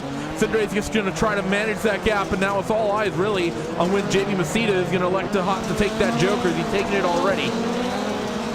Yeah, no, he hasn't. So JB Masita still needs to take that Joker, because I think he'll get that top 4 spot. He just has to time this right now and stay close to Sindre through this final section. He's already lost a lot of time. Let's have a look at JB Masita. He has to take it this time around for sure. And he elects not to. So maybe he's going for it on the final lap. I definitely did not see JB Masita take a Joker in this race. He hasn't. I've confirmed that he has not. I actually like this call for him because he's so close to Sindre Setsas. Because Sindre has cars in front of him, it doesn't matter if JB Masita gets slowed down. He just needs to manage the gap, and the fact that he can take the Joker, I don't think he's just going to pass Sindre. He's going to jump at least up to Graham Bolin. I think he's going to finish 3rd in this with his Joker. He might have an outside shot of even jumping Connor and stealing that 2nd spot away. Yeah, that'll be important for position come that feature race later on in this event for Red Bull GRC action from Daytona. Here's JB Masita going for the Joker. Where's he going to end up here as we look at Johan Hart? He takes the victory. Paris as well. Where is JB Masita? P3. He comes home in the 3rd position. Good stuff from JB Masita. Graham Bowland just stays in that 4th position ahead of Sindre Setsas. And that means, Randy, we go to this very small 3-car consolation field, which has Anton Carlson, Sindre Setsas, and the driver of Daniel Ackland. Yeah, 3 very big names between Anton, Sindre, and Daniel. And I have to say, I think Daniel and Sindre, just on pure pace here, Johnny, are probably my 2 favorites to transfer here. But the thing is with Rallycross is you never know, and it's only going to take 1 mistake. And the thing is, we saw good patience from guys in that last heat race. I think you're not going to see that same patience here over this 6-lap consolation race. As everyone's on the grid, we're begin to build. We're going green. Here we go. Engines rev. Green flag for the consolation race. Ackland, another good jump as well from him. Where's Setsas going to end up here at the start? He's 3 wide in the middle. Turned around, isn't he, by the driver of Anton Carlson. And he keeps it together there, Sindre Setsas. Carlson in the Fiesta into the 1st position there. Setsas in the Volkswagen in 2nd. The other Volkswagen of Ackland in 3rd. So very almost a dramatic start there, Randy. But they all keep it together. Everyone keeps it together for now. They're playing relatively nice with one another here at the start. Question's going to be is who jokers and who doesn't on this 1st lap, because I think the main thing, Johnny, is that because it's such a low car count, I think the joker strategy isn't quite as important, because if you get jumped by someone, the fact that there's so few cars means that it's not as big of an issue. Anton Carlson's going to go for it. Sindre Setsas takes a normal lap, and same with Daniel Ackland. So if Sindre can reel in Anton through these next handful of laps, he'll be able to do essentially what we just saw from JB Masita, be able to make up an easy spot towards the end of this B main. Yeah, good point. And we mustn't forget as well, only the top 2 will go to the feature race from this consolation round. So this consolation heat. So at the moment, it looks like Ackland, who's all over the place this heat, he takes some different lines, doesn't he, into corners, and definitely practiced it a lot differently, but at the moment, it doesn't seem to be quick lines at all. Well, one of the major things, of course, is the fact that the track surface will change as drivers drive over the dirt. The fast line will slowly start to evolve. Now, one thing to keep in mind is the Joker Delta. We generally kind of project the Delta being about 2.5 seconds here at Daytona. And right now, Sindre Setsas, who's yet to take it, is only a second and a couple tenths off the rear of Anton Carlson. So right now for Sindre, although he's yet to hit the Joker, Johnny, he's looking in very good position to hop that number 6 Fiesta when he elects to take the shortcut. Yep, exactly. So that all matters when it comes to position to start that final heat, the feature race. Who's going to go for the Joker this time around? Running on lap 3 of 6 right now. Ackland goes for the Joker. Will he jump Sindre Setsas? That's the question here for Daniel Ackland. Well-timed Joker lap from Daniel Ackland. Thing is, right now, if I'm Sindre Setsas, 3 laps to go, I am not worried about that fact whatsoever. Because I had a nice little buffer on Ackland. Yeah, I think I'm going to lose the back of Anton maybe, and maybe lose that Ford Fiesta. But I think if you're Sindre, you come down, you hit the Joker right here, right now, and you easily jump Ackland right back. Yep, so no panic from Sindre, who's hasn't had the best of luck already this round at the start of Season 2 for the Red Bull GRC series, but where's he going to end up? There we go, Joker as well. So he's going to make up that position as well. I don't think he's going to get Anton Carlson. He could possibly actually get Anton Carlson. No, I got too excited there. I think here they go over the jump as well, but Setsas finds himself in the second position, and he looked very wobbly on the exit of that jump. Yeah, that he did, and they have 2 laps to go, and Carlson needs to try to break away here, and most importantly, Daniel Ackland, he needs to find somehow, some way to get around Sindre Setsas. Going to throw a bit of a move at the hairpin, but not close enough, but he's right on the rear end of Sindre. Where is he going to send it? We have a lap and about a quarter left. Yeah, I think that was his best chance there. He went all for it, threw all his chips into one move, and it didn't work out for him. He's now lost a lot of time as well. He looks like he's almost a second back on Sindre Setsas. So there we go, white flag waves. Final time around for these 3 in the consolation heat. Well-timed jumps from all of them. Here they go as well, through the middle section. So difficult to get traction out of this corner as well. Ackland, though, it looks like he might be the one who's going to miss out here. Yeah, I have to agree. They head through the hairpin at the top end of the circuit and begin running their way down. It's going to have to be a big move from Daniel, I think, but I don't think there's any way he's going to make this stick. And I think we're going to see Anton Carlson take this, because I don't see Sindre risking anything either. Anton Carlson will win the consolation race, and he will go through to that feature round. Same so for Sindre Setsas, who comes home in second. Daniel Ackland, unfortunately, will be the one to miss out. His day is done here on Dirt Night for Red Bull GRC action. That was it for your consolation round. Let's get ready for that feature race, Randy. Let's get ready indeed, and it's time for you to head down our starting grid. So Joni Heikkinen in first, followed by the driver. Oh, Sindre Setsas. Johan Is Hart. that correct as well? Johan Hart, excuse me. You can't see it, but I can. Johan Hart in second, with Georgi Zadzon in third. Connor Parisi, Matt Hartley, JB Masita, James Edens also taking the start in this one, with Graham Bolin, Anton Carlson, and Sindre Setsas rounding out this 10-car field. Yep, so there they all are, and ready to go here for this final heat. Green flag away for the consolation round. Oh, very close at the start between all of them. Look at that front row as well. Heikkinen and Hart make some contact up the inside as well. No move there. It seems that someone went missing for a second, but they're back on screen. Georgi Zadzon in the 4th position as well. Look who is in that second spot there. Connor Paris. Great start from him, and boom, over the bump they go, and all clean. Connor Parisi is doing a very good job here. Currently sandwiched by a Black Star car, as well as the race clutch machine. Johan Hart's going to look up the inside, but it's all the blue oval right now out in front. Fiesta, Fiesta, Fiesta. We saw Volkswagen's very quick last season, but Johan Hart, he smells blood in the water here on the opening lap, and he wants Connor Parisi. Which ones will take the Joker? Connor's going to take it. Johan is going to hop around the outside, and Georgi Zadzon, I don't think he quite knew what he wanted to do, and then he got kind of an awkward line going into that normal hairpin as you see another Joker as well. That's going to take out Johan. Yep, Johan Hart, he's made some contact, and now calamity behind Zadzon. Oh, and Hart is on his roof, I think. He's up over the barrier almost. Carnage behind as well. Another Beetle is off the racetrack too. So again, Johan Hart didn't take the Joker, and somebody rejoining the circuit there caused some chaos.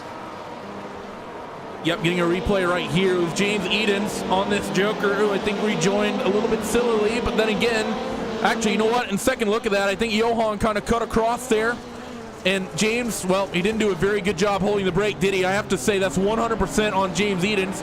The initial incident, not so much, but the fact that he let the car roll across the racing track like that, rookie mistake. Number one rule is hold that brake until traffic's gone through, and I think that 3 car just simply put got a little bit too apprehensive. Yep, and Setsas seems to be doing well off of this as well. He's got some damage in that Beetle, but so far he's just ahead of James Eden. We don't know how much damage Edens has after his contact with Johan Hart there, but Hart is out of the race. Hartley is in 9th, so Hart, the only driver who will not finish this feature race at the moment. He's going to have a DNF to his name as well, not DRS. Joni Heikkinen, though. F1's tomorrow, clean. Johnny, come on. Exactly, I'm going to get in set. And he's going to Parisi, boom, good jump from him. And he lands it perfectly too. So they've got a great lead here on JB, Masita, and the rest of the field. I've been very impressed today, Randy, by JB Masita.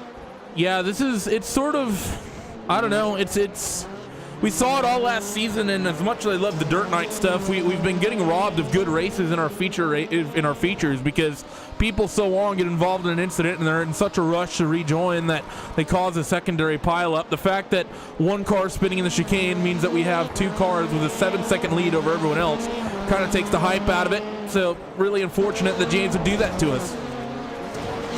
Yeah, so still lap 5 of 10 now. So already almost halfway through this race as Heikkinen just looks clean. He's been dominant. You tipped him for victory too, and I don't know if you meant that for overall round, but I'll give you the benefit of the doubt for it. Parisi 2nd, Masita all clean in the 3rd position. Everybody's really spread out, aren't they, at this stage of the race too? Matt Hartley, though, very close to Sindre Setsas here. They go through this very difficult middle section, probably the most difficult section on the circuit, I reckon, to get traction.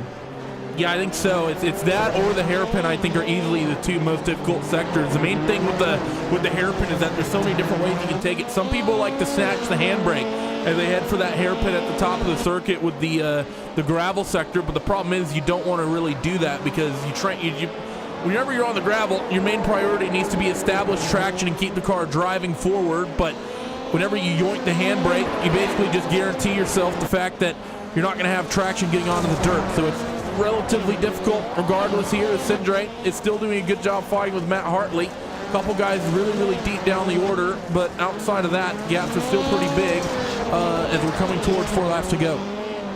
Yeah, where Sindre is losing time is that jump. He seems to be all over the place. I think that car is broken and making it really difficult for him to take it straight, to be honest. Yeah, I was just watching him through the hairpin too. It was not easy. So if Sindre is keeping that car on the racetrack and on the tarmac right now, that's impressive. Look at him go. As Hartley, though, goes for the Joker. He hasn't taken his Joker, and perfect timing for him as Setsas struggles to keep that Beetle on the racetrack. That's some of the most impressive car control I've seen. Boom, there we go. And this time he actually looks clean over the jump. Yeah, we're gonna ride on board with Sindre here for a little bit, see how broken that car is. Let's see, just look where he has to hold the wheel here. Yeah, he's holding that wheel almost 90 degrees to the left. We'll get a good idea down these S's. Unfortunately, there's not a lot of straights here on Rallycross tracks to really get an idea how bent the steering is, but he's doing a lot of steering to the left. You can see he's sawing at that wheel to try to keep that car tracking in some direction that seems straight. And he's going to yoink on the brakes, and yet again, that rear end gives a nasty wiggle, and Sindre's not going to get to the apex, but it's difficult to do so when you're having to saw at the wheel like that to keep the car moving forward. Yeah, and there's no point, obviously, making a pit stop because you're already going to lose like 3, 4, 5 laps by the time that car's fixed. Tire bollard there, that's not going to help Setsas' chances here.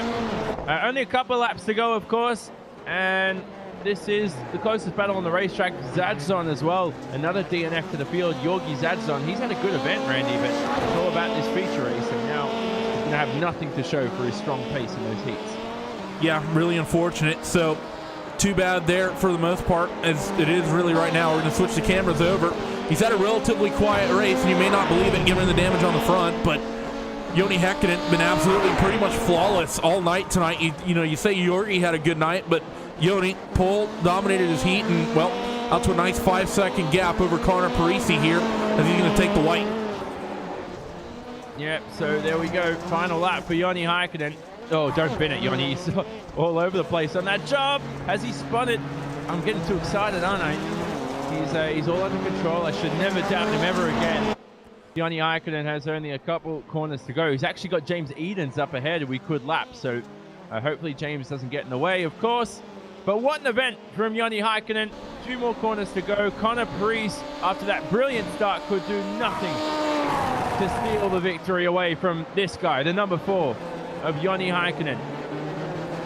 He will win Week 1, Season 2 of the Red Bull GRC Series. Good stuff from Joni Häkkinen. What a victory from the number 4 in that brilliant event there.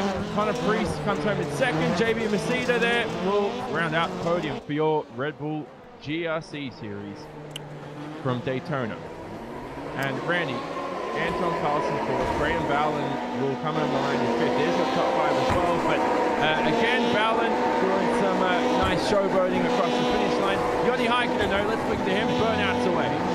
Yeah, he's hooning it here up near the hairpin, and I think Joni, excuse me, the very, very happy camper in that Black Star Racing machine, just burning all 4 of them down thanks to the 4-wheel drive. So we'll look at your results as well. Matt Hartley came home in the 6th position in the end as well. Setsas unfortunately only had 7th place to show for it, of course. Edens there down the order on your screen too. And the 2 DNFs for this round were Zadzon and Johan Hart. What could have been if everything stayed clean for Johan Hart. He actually timed it perfectly, not taking that joker at the right time, but surely these guys will discuss that all after the race. But it was Joni Häkkinen who claims victory for this week of the Red Bull GRC Series. Any final comments, Randy, on that? I love that event. First time we've been in the booth together too. Yeah, first time you and I doing commentary. For those who are unaware, we are going to be your Red Bull Global Rallycross World Championship commentary team. So you'll be enjoying myself and Mr. Yanni Simon for the next 3 months, getting ourselves ready. So while the drivers try to get themselves some black stripes, Johnny, we need to get ourselves some black stripes for commentary. Yeah, we got to earn it too. We got to earn it. Well, we're building chemistry every now and then. Yeah, it's hard work. It's hard work with a teammate like this. Oh, thank you.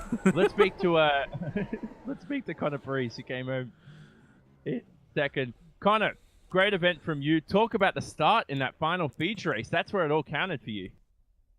Yeah, I got a good start. It just all worked out. His second and third seemed to tangle a little bit. I was able to sneak up the inside, and it was just kind of smooth sailing from there. What were you lacking in terms of pace to Joni Häkkinen? Because after the start, you pretty much had the clear track, but he just seemed to run away from you lap after lap. Is there something you can do to improve next week? Yeah, I mean, I'm definitely not up to like alien pace like Joni and Mitchell and Stellian are. But once I saw I had the clear track, I just wanted to take it easy and not, throw it away like we've been seeing some of the podium finishers been doing in the past broadcasts. And finally, you're going for the World Championship, I assume. You're going for those black stripes. Yeah, yes, sir. It's going to be me, JB, Stellian Chepolewski, John Fox, and our team manager, Joe. We're just launching this brand new team, and we're going to be a powerhouse, so watch out, everybody. There you go. And final thing as well, you got to be impressed by JB's work today. He really earned his money. Yeah, coming in at the number 11 car, he puts on the podium. It's been great. We've been practicing all week, and everything's starting to click together pretty nice.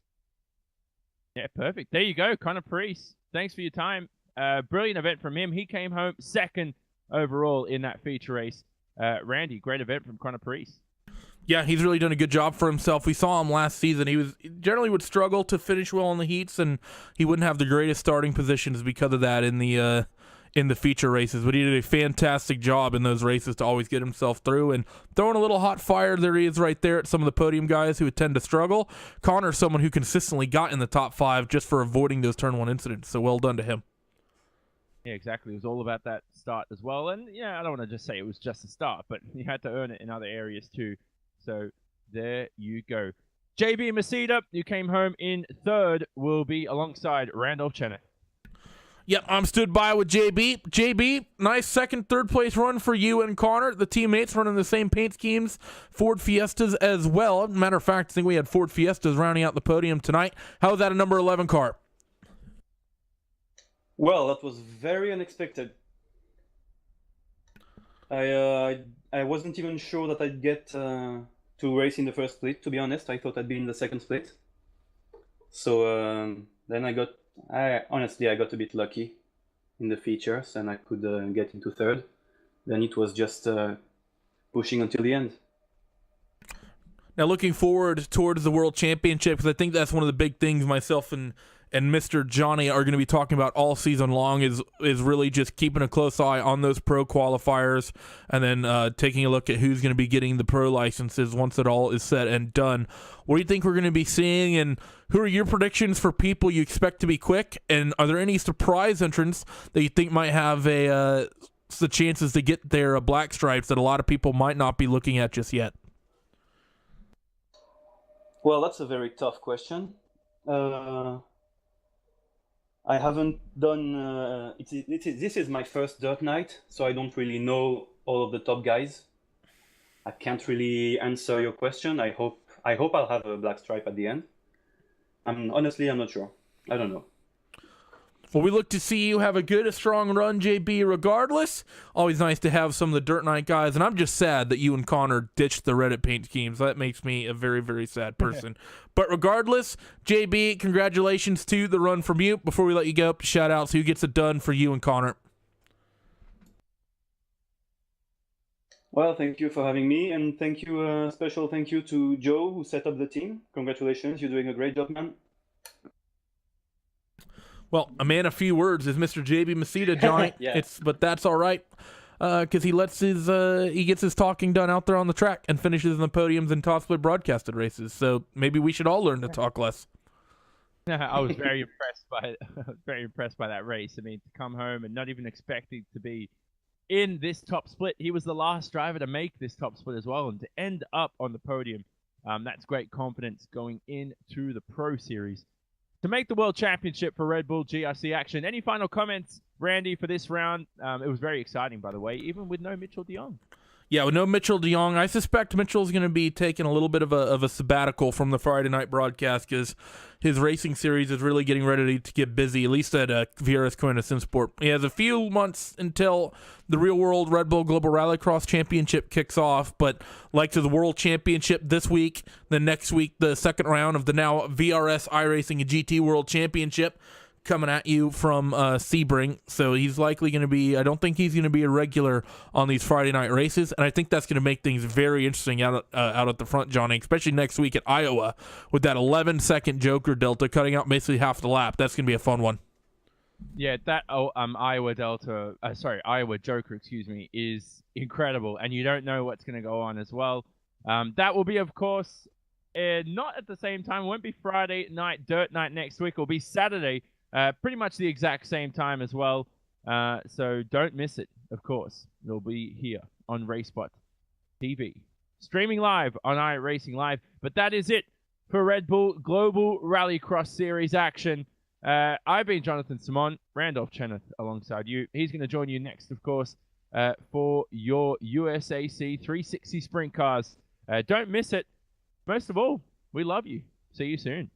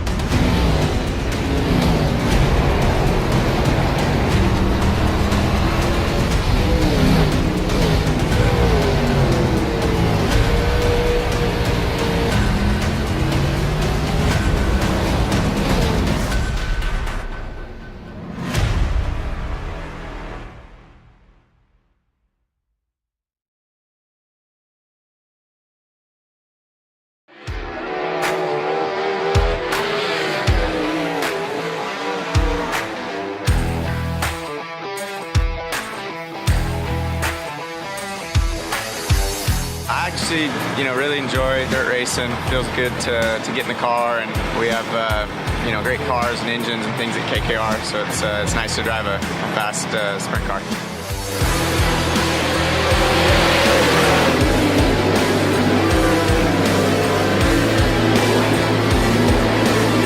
Couple of separate lines developing, three wide action on a turn two. Craig Kitzer, Casey Kane, and Kieran Pittman going at it.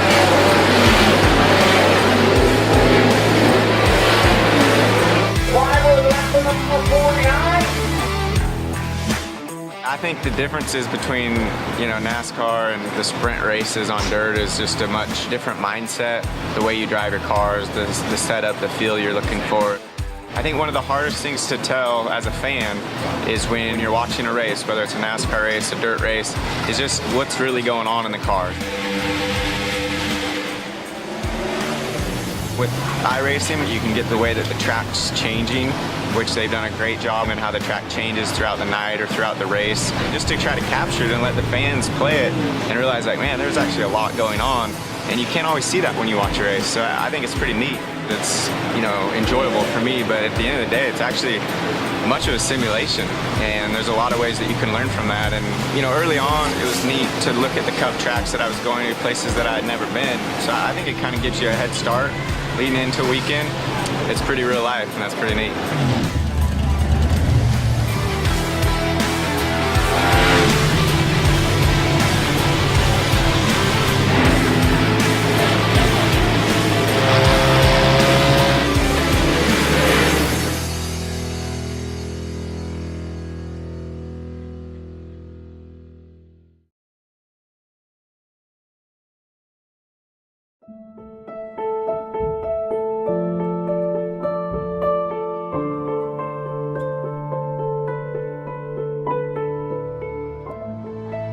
When I sat in the car, you always wonder, what's it going to feel like? It was my first time driving a mid-engine GT car. My thoughts were, wow, this is really good for our first time in a car. I was really surprised by it. You're sitting low, you got the A-pillars at steep angles, the windshield's at steep angles, you can see the fender flares.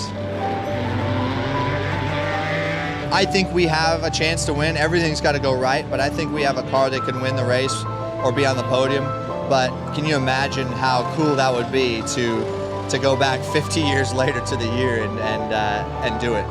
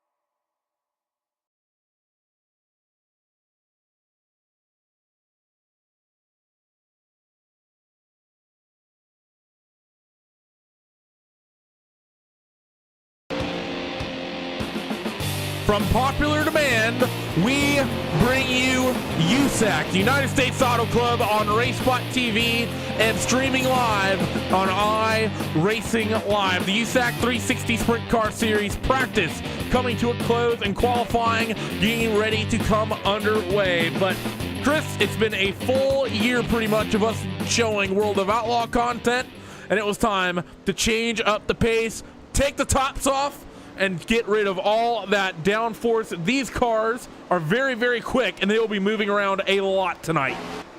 Absolutely. These drivers are going to prove to you, the fans, that they don't need no stinking downforce here at Eldora Motor Speedway.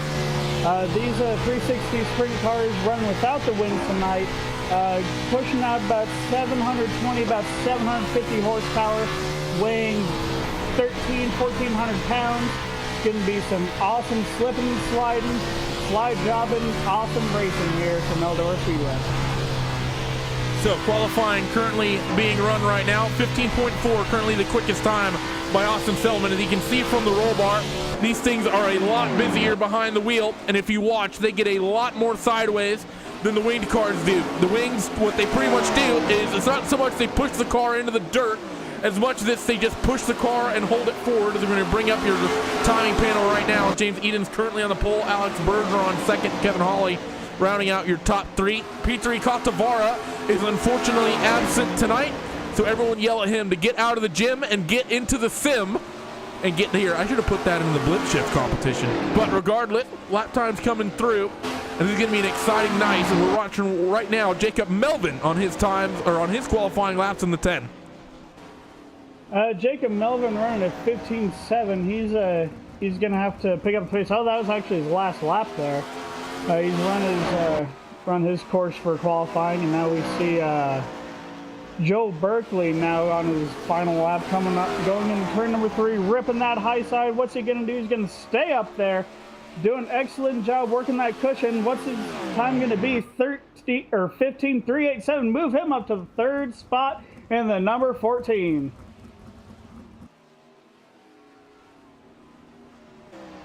Very fast lap there as we see someone else trying to look for someone else on their hot lap. Ryan J. Gordon, now our feature winner from the Midgets earlier tonight, now getting back out on track, going into turn number 3 for his first time lap all the way up by the cushion.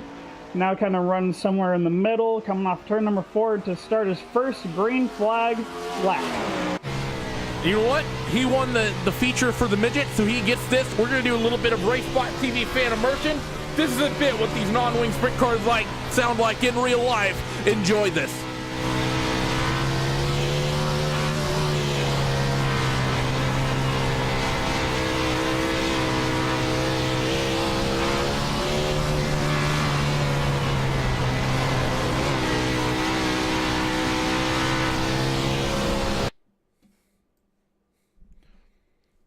Well, that's 720 horsepower coming to an abrupt end at the end of the qualifying session as well. I don't think it was quite the time that Ryan would have wanted there, Kris. We got heat race number 1 coming at you here in just a moment. And let's go down your starting grid for that. Bring it up right here on your screens. Heat race number 1, James Edens is going to be on the pole in this one. We just saw him in the Rallycross race. Also have the likes of Joel Berkeley, Austin Selman, Adam Elby, Vinny Sansone, Dave Bodio, Jacob Melvin, and A.J. Neben. So, handful of big names. Vinny's been around. Vinny's a big name mostly here, Kris. I don't know how much you've done, but Vinny is very, very quick in the asphalt sprints, the non-wing sprints. We've seen him in the wing cars. Doesn't quite have the normal speed in the dirt and the winged cars. I'm curious if Vinny might be a force to be reckoned with here without the wing on the dirt the way he is on the asphalt. Yeah, the asphalt sprint cars are definitely a handful. I would say they're just about as a handful, if not more than a handful, than the dirt non-wing USAC sprint cars. But he'll be rolling off, let's see, 1, 2, 3, 4, 5th on the inside. We'll see what he can do. Also, we have Adam Elby in the number 9 looking for a little bit of redemption from the midget feature. He'll be starting 4th here on heat race number 1. So, we come to the end of pace lap number 1. And James Edens will be leading us to green here on Racespot TV and iRacing Live for our first running of the United States Auto Club. and I am super excited here with this one. I love watching these non-winged cars run. I've seen asphalt versions at my old local track of Cajon Speedway, and I've seen the non-winged USAC 360 cars. Actually, I've seen 410 cars as well at the Paris Auto Speedway.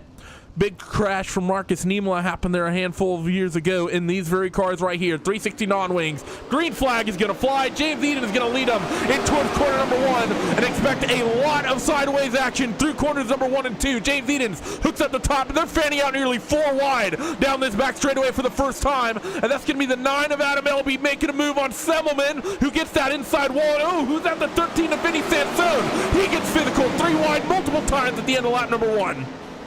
Vinny Sansone, we have an issue. Huge wreck, one upside down in a huge way. That's the number 70, Dave Bodio. He was definitely a force to be reckoned with before, in seasons before in these cars, but his heat race ended up, unfortunately, on his side. He's going to have to go to the B main. So that was a 13 car. Vinny Sansone, I think they got into that, and he sort of caused couple incidents there. Got into it with the 9 initially, and then kind of slid up the racetrack into, I believe that's Austin Selman. Nothing Austin could really do there. That has to be, I think, in my opinion, all on Vinny, as we're still green here in heat race number 1. James Eden is out to a nice little gap over Joel Berkeley, who's just going to try to manage his gap more than likely, and who's currently scored in 3rd. Timing's kind of all shuffled right now because of that incident. Jacob Melvin has scored in 3rd in that red and white number 10 car. We have 3 laps to go.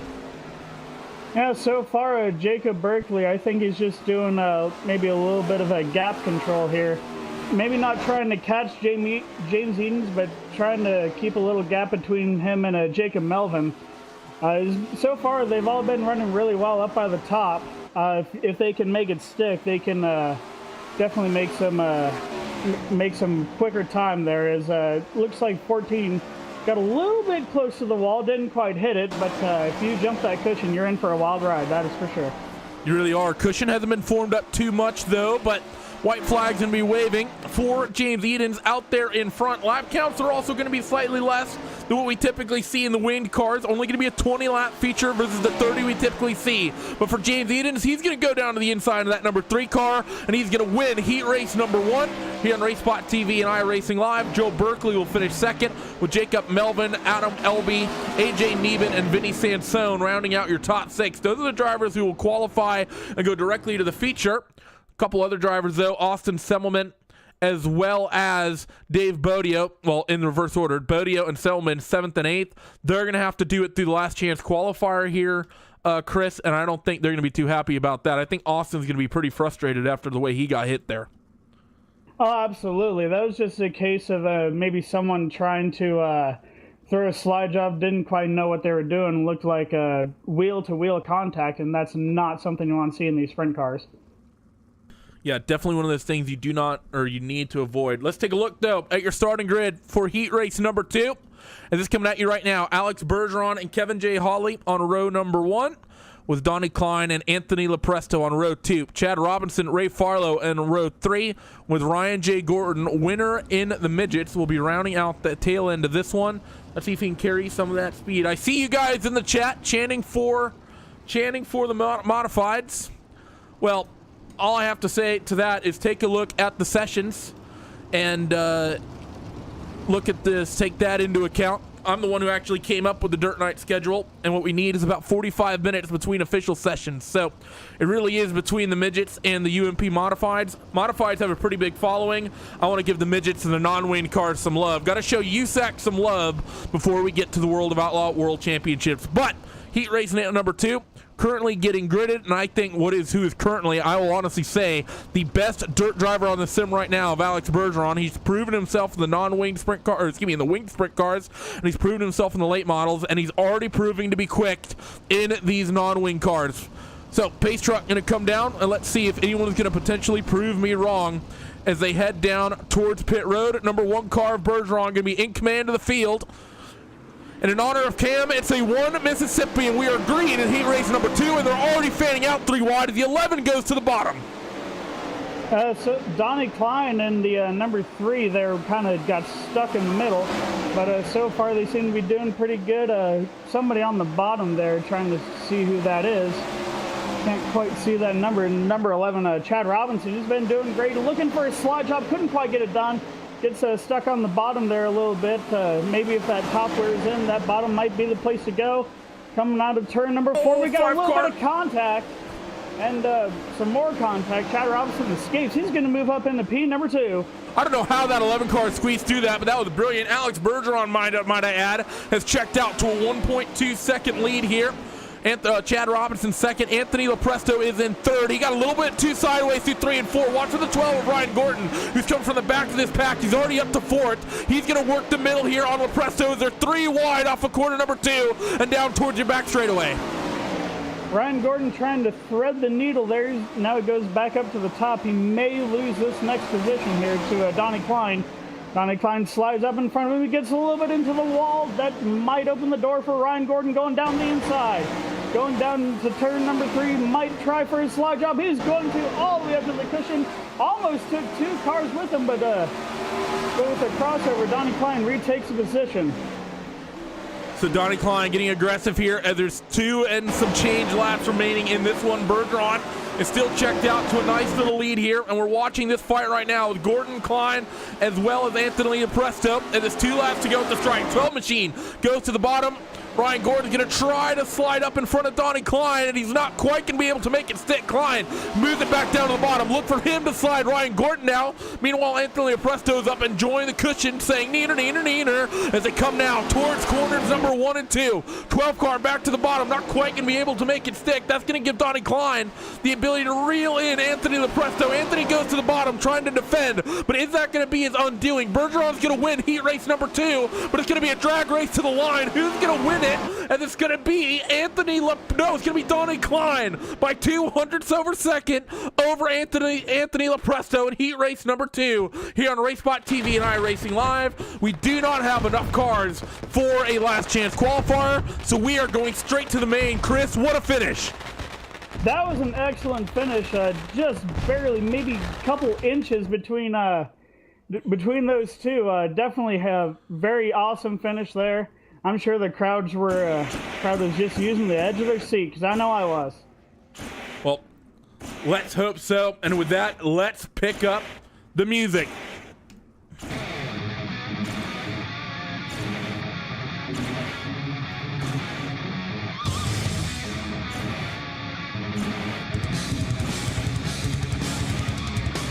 Starting grid for your USAC 360 non-wing sprint cars here on Friday night, Dirt Night on RaceSpot TV and iRacing Live. James Edens and Alex Bergeron will be in command of the field on row 1.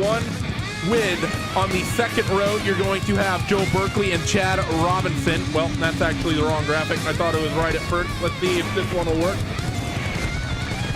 This one shows it correctly. So Chad Robinson make up row 2. Jacob Melvin and Donnie Klein, row 3. Adam Elby and Anthony Lopresto, row 4. Vinny Sansone and Ryan Gordon, row 5. Row number 6, you're going to have AJ Neben with Ray Farlow. Dave Bodio and Kevin Hawley, row 7, with Austin Semmelman starting at the tail end of this field. Fireworks and all that coming to a close. Music gets turned down. Apologize for that rock and roll. But Chris, 20 laps. Are they going to keep it green? Who's your pick to win? My pick to win is going to be James Evans in the number 3, currently our pole sitter here. But also, you can never count out Alex Bergeron. He's pro in just about everything. He's going to be starting on that outside, which is the preferred lane. But I'm going to say James Eden's going to hold it off here for 20 laps. Might see a yellow or 2, but this sure is going to be an excellent race. Pace truck comes in the safety of pit road, and that all-white number 3, driven by James Edens, leads the field into 1 and 2. USAC 360 sprint car feature, first time on RaceSpot TV and iRacing Live, and they're fighting for the race lead already. 3 cars between Edens, Bergeron, and Berkeley, all fighting for that lead spot. See the 11 and the 10 as well. They're duking it out for 4th and 5th as James Edens is going to lead the first non-wing lap here on RaceSpot TV and iRacing Live. One of Bergeron tags the outside wall just a little bit, but enough suspension travel in these non-wing cars. He keeps it going. Yeah, Bergeron got up into that wall just a little bit, may have hopped that moisture cushion, but he's still going. That allows Edens to gap Bergeron just a little bit. Here comes the 14 of Joe Berkeley now, trying to look for second place. He's running that high side to perfection. Now, I thought it was going to go a little bit lower. He's still running that cushion, maybe trying to reel in Selman just a little bit more. Or not Selman, rather, Bergeron. You see Bergeron riding on board on his right rear. You see how close they have to get these things to the outside wall. First 4 laps scored under green flag conditions here at Eldora. 9 car of Adam Elby. He's fighting with Jacob Melvin. You see a trio of cars behind. That's Chad Robinson, Vinny Sansone, and Kevin J. Hawley. They're all fighting it out. It's pretty much the top side of the racetrack. Bit of a slider coming for Kevin there. Throwing it on the 13 of Vinny Sansone. Vinny wisely gets out of the throttle and moves Kevin up a spot. Is out in front. It's still all James Edens, and Bergeron is now dealing with that 14 of Joel Berkeley. Going back up to Berkeley and Bergeron there. Bergeron still running that top side. It looks like Berkeley may have climbed that cushion lip as we have a yellow on the speedway. Caution! Oh, and Berkeley upside down in turn number 4. That's a huge for this race. I don't think this is who actually brought out this caution. I think this is someone else. I think there's a different incident. But Berkeley, when that caution flew, I think made the mistake. This is 2, 3, and 4 just before. You see 1 and 2. And let's see what actually happens to Berkeley, because I think this was just a mistake as he tried to get out of that throttle. He tagged the wall a couple times entering 3, and he's just too hot going into 3 and 4. Even with the yellow out, Chris, he just threw away his own race. That is terrible for the 14 of Joe Berkeley. Yeah, Berkeley was knocking on the door there of Alex Bergeron. I think he may have had something for him if this race would have gone green, but just got out of the throttle a little bit too harsh. It snapped the car straight, bounced off the wall a couple times, and just can't do that in these cars. It'll mess up the front end and the rear end as well. Unfortunately, that may be his race signed, sealed, and delivered. Yeah, I think it's going to be the situation there. And I think it's going to be double file restarts here in these sprint cars. Also, to iterate, I've said it. We've said it through the first 2 segments, but we know different audience members will come in through the broadcast as the race goes on, as the show goes on, I should say. Friday night Dirt Night next week will be Saturday Dirt Night as well as the week after, just so everybody knows. The field is going to be getting themselves single file. The one machine of Alex Bergeron is making the same mistake, I believe, that Austin Selman did, because he's trying to hold it too wide, and I don't think it's going to be that sort of restart, as if it is, the rest of the field has not formed up whatsoever. The 10 car is joining in for some reason. That is a lap down car. I'm not sure what Jacob Melvin is doing or why he's there, but he's in the middle of it, and if I was Jacob, I'd get out of the way, because you're going to have a lot of hard chargers coming through as we're back to green flag racing here at Eldora. Absolutely. I'm not quite sure what he was doing, but that may have upset Alex Bergeron just a little bit. He may be driving over his head now, trying to catch back up to James Edens. And we are currently halfway through this race as Alex Bergeron still banging the right rear off that cushion, selling t-shirts up top. They're 3 wide for third just for a moment. That's going to be Adam Elby, Chad Robinson, and Kevin Hawley. Saw them fanning out down your back straightaway. Here they come to the front. Got it relatively single file, though. And they head now towards 1 and 2 and still trying to work that top side. It's that 11 machine of Chad Robinson. He wants to sell a t-shirt or 2, hand out some stickers to the kids in the pits after this one. Only a handful laps here as the 9 car of Adam Elby gets a little bit too high up the racetrack as these USAC cars putting on a fantastic show. 9 car up in the wall, and that's going to bring us back under yellow for sure. Oh, a couple more cars collected. Yellow finally coming out now. That's a shame for Adam Elby. He was doing very well, definitely making up for his midget main event, but unfortunately got collected there and got his right rear up into the wall. And once you do that hard enough, you're basically done. And unfortunately, that's his race. So that's kind of been his luck this tonight so far. So getting a couple angles of that coming at you. Unfortunate for that 9 car. I think it was just an individual mistake, similar from what we saw from Joel Berkeley, and pretty much exactly the situation. Couple of cars, unfortunately, not much they can do to avoid. I think it was Austin Selman who may have tagged just a piece of that as well. But that is going to bring us back down towards green flag conditions in a couple moments. And I think we're going to have, let's see, the lights out on that safety truck. Actually, can't tell, as no, they are not. So we're going to have about 4 laps to go, I think, in this one when we go back to green flag racing. And I think right now, if I'm James Edens, I am a very, very nervous camper, Chris. Oh, absolutely. There's no doubt about it that Alex Bergeron is very fast. But I believe it's all going to come down to this final restart. If James Edens can shoot off of turn number 4 like he's been doing, I feel like he's going to have this race pretty well covered. But you never know with Alex Bergeron, sorry. He may time that restart just a little bit better. I feel like it's going to come down to this. Lights are off on the pace truck and around the track. We're going green this time by. 4 laps remaining when they get to your start-finish line. As it's going to be all in command of James Edens once again. But what can that number 3 car do? Excuse me, that number 1 car do of Alex Bergeron? As field's going to come off corner number 4. Pace truck is going to hit pit. Oh, no, lights are still on. I thought the lights were out, Chris. Why are you doing this to me? I thought I'm sounding like Cam over here. I guess the lights are not out. I can't quite tell right now, but I believe if I can get a better camera. Now the lights are out, so we will be going green this time by for sure. Pinky promise. James Edens trying to time this restart really well. We're going to have 3 laps to go as the pace truck begins to pull in, and we're going to be going green. And Alex Bergeron has already made an appointment with the Nerf bar. And what a jump from the 11 of Chad Robinson. He's going to hop down to the bottom. Will he be able to slide up in front of Bergeron? No, has to lift way out of it. And that's going to give a big momentum advantage to your race leaders. Bergeron is hounding the back of James Edens. Both of them are riding the wall here at Eldora, famous for this sort of racing here. 2 laps to go. One of Bergeron is going to hop down the bottom. Can he slide? The 3 of James Edens. No, he can't. He lifts out of it. That's going to give Edens a huge margin as they get ready to come to your white flag. The 5 of Kevin J. Hawley, he found his way to the 3rd spot as now they come to your start finish line. White flag waving for the 3 of James Edens. Can he get it done? The 1 of Bergeron is definitely quicker, but can he find some way through? He's going to pull up alongside with the number 3 car. Can he make the slider work? This time through corner number 3 and 4. Edens in the wall, and Bergeron is going to make a last lap pass for the win on RaceSpot TV and iRacingLive's first time unveiling of the USAC cars, and what a win and what a pass for Bergeron at the end. That might have been the best finish I've ever seen. Alex Bergeron with a picture-perfect slide job ends up taking the win after running bridesmaid for most of the race. Outstanding drive there for Bergeron, never giving up after being placed behind that lap car. He's going to go do some cyclones. We're going to get a couple replays from that number 1 car. My voice started to let go right in the middle of that, so that's not always good, but get another look at that for that number 1 machine of Alex Bergeron. And this is why I said at the top of the show, I think the top of his heat race, why I think he's currently the best driver on dirt right now in the iRacing service. I've seen him win in late models, I've seen him win in wing sprint cars, and now I've seen him win in this non-wing sprint car.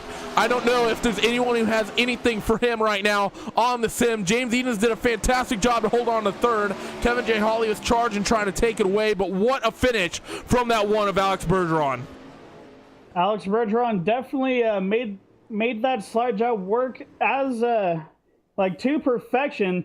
If you've ever seen a slide job on YouTube with these USAC sprint cars, that right there was the definition of absolute pixel perfection. Congratulations, Alex Bergeron. Incredible win, and that race in totality was just absolutely incredible. I'm glad I was able to call the first USAC sprint car race in RaceSpot history. Well, with that, I'm going to take you down your post-race results here from the USAC 360 non-wing cars. And, well, let's take a look. It was all Alex Bergeron at the end of it with a big win, something we're used to seeing in the final part of Friday Night Dirt Night. James Edens 2nd, Kevin Hawley 3rd, Robinson in 4th, Vinny Sansone in 5th, David Bodio in 6th, Donnie Klein in 7th, Austin Sebelman 8th, Joel Berkeley 9th, and Anthony Lepresto rounding out your top 10. And then the rest of your cars on your screen right now: Ray Farlow, AJ Neben, Jacob Melvin, Ryan Gorton, and Adam Elby. But with that post-race coverage coming at you right now, as Alex Bergeron, he is not one to waste any time making his way to the commentary booth. We are stood by for post-race interviews with that number 1 driver of Alex A. Bergeron. Alex, it was a big move at the end of that one to make it stick and put the win on. You forced a mistake from James Edens, and you led only 1 lap, I think, all night outside of your heat race, and it's the one that counted. How you feeling? It's pretty awesome. I don't run Ds quite often, so I was just staying patient. Being second, starting the race second, that was pretty awesome too. So, I was just coasting around, and you know, we my first attempt at a slide job, I got loose on the bottom, but I keep my confidence for the next, you know, the final lap. I was like, I'm gonna try to catch him back using the cushion up there, and suddenly I catch him, and I made a move in turn 3, and we won. So that's the only thing I know. Now, we've been watching you for the better part of a year. I think it might actually be a year with this last build release on RaceSpot TV and on iRacingLive. We've seen you in the winged, the 410 cars. We've seen you as well in the super late models. You've really made a name for yourself, and I said it twice on the air, as the probably best dirt driver, in my opinion, on the sim right now. How do these non-winged cars compare? I know they drive a lot differently from the winged cars. And from my experience, they drive a little bit more like some of the bigger, heavier stuff in terms of how much you have to get them sideways. It almost feels a little bit more like a late model or maybe even a modified with how much slide you get into them. But they're much lighter and they're much more responsive, of course, on the throttle. How would you really describe driving these non-wing cars compared to the things with all the downforce? I would say, like the real drivers say, I mean, you drive these things on the edge. You cannot be fast without being on the edge in these cars. You gotta really be close to the wall, and just, you know, you never know if you're gonna flip every lap. So that's how tough these things are. And well, World Championship qualifiers, I know, is going to be taking the focus from a lot of guys here through this next couple weeks. Mondays are going to be the qualifiers for the sprint cars and the late models, and of course Thursday nights global Rallycross. But I don't think we'll be seeing you in those. How much time, how much effort from you guys at VLR have gone into working on the setups for those 410 machines, as well as on the super late models and getting those things going? Because those qualifiers start on Monday night. I mean, we got the setup we've done for the season, like the season we got right now. I mean, we didn't work really for Pro Series. Just we're just gonna be patient, and you know, it's gonna be snake split, and I think so. You know, it's gonna be quite different than, you know, normal splits like tonight, and, you know, all the other official races. So it's gonna be a new experience, and you know, I mean, dirt with a new cushion, it's gonna be quite awesome. So maybe we're going to see some lap cars and more action and maybe more caution. We never know. So, but yeah, I'm looking forward to it, and I think Team VLR is ready for getting good results. Well, thank you for joining us, Alex. Congratulations here from myself and everyone at Racespot TV and iRacingLive, so much so that I'll throw up the correct graphic at the end of the interview. I am indeed a professional producer here at Racespot TV. But well done, Alex. Great to see you show some good pace once again. Before we let you go, any shout outs, and who would you like to thank after another big win in Friday Dirt Night? Yeah, for sure. All the guys at Team VLR for an awesome car tonight again, and shout out to Austin Sullivan for you know, coming from the back of the field to an 8th place finish after you know, a tough heat race. But you know, all my sponsors, Dirt Collective, the Drill Spill, Dirt Car Racing, Mar Inc., and you guys for broadcasting. It's always a pleasure to have you guys broadcast these races. Well, thanks for that, Alex, and congratulations as well, might I add, for being the second Canadian of the week, as Keegan Lee took a race victory on NASCAR PK Freeze iRacing Series on Tuesday. So you guys representing the Maple Leaf very well. Thank you. Well, Kris, what a run it was from these guys tonight. First time that we've seen these non-winged cars. I've watched them in real life at Paris several times, and they always put on a good show. And they put on a good show here at Eldora. I think the World of Outlaw guys need to learn how to get good. Oh, absolutely. There's no doubt about that. This race had me on the edge of my seat, and oh man, that is why that the USAC sprint cars are my favorite car on the service. You have to run right on the edge, literally on the edge of control, where if you get it wrong by maybe a couple inches, you can either gain a lot of time or you can be in the infield care center with a nice pack on your back and helmet in your hands, man. But that was an excellent race. Congratulations once again to Alex Bergeron on the win with that pick. Like I said many times before, picture perfect slide job. And of course, looking our way forward, next week, these cars are going to be running at Volusia. And Eldora is probably, I would say, the simplest track that we have on the sim for these sorts of cars, Kris, especially the 360s, because I did some practice laps last night, and it's not quite flat out, but you can make some setup adjustments, and you can get it to where you're pretty much on the throttle in some to a certain extent all the way around. You are having to lift, but it's not necessarily a complete lift. At least not for me. I probably wasn't going very fast. But once we get to Volusia, you're going to have these guys are going to be using the brake a lot more to get the car rotating, and probably being a lot more aggressive with how they come off the throttle to make the car rotate. And especially that track so much more narrow. That's, I think, where we're going to really start to see the cream of the crop, and then some of these best non-wing guys potentially start to pan out. We'll maybe even have an idea if some of the guys that were running, just people who just threw a setup together and could pin it and keep it up against the wall, and the difference between the guys who can really drive these non-winged cars. Yeah, Volusia, I feel, is a great test of not only mental strength but physical strength, because when you're going through the backstretch, you see that wall kind of jut out just before turn 3. There have been many a race that I've clipped that wall with the right rear, just barely, and completely ruined the race. But also you have to watch off turn 4, because that front stretch wall will jump out at you if you're not careful. I feel like we're going to see a lot of guys running up top, and then once they come off of 4, they might shoot down maybe around the middle, because they may have to overcorrect it just a little bit, try to get it away from that wall, because it'll definitely bite you if you're not careful. Yeah, that's going to be one of the big things to work. I also did some laps around Volusia in the 410 non-winged car a while back, and exactly what you talked about, that wall that juts out on the back straightaway, it can be scary. But for all you guys that have tuned in, I thank you here, and everyone else here at RaceSpot TV, as well as on iRacingLive. Thanks you as well. Once again, next week, Friday night Dirt Night turns into Saturday night Dirt Night. It's going to be the same exact times for the splits, just 24 hours later, as opposed to Friday night on Saturday night. We have a little bit of a scheduling conflict, but we're going to sort it out by just pushing Dirt Night to Saturday as opposed to not having it at all.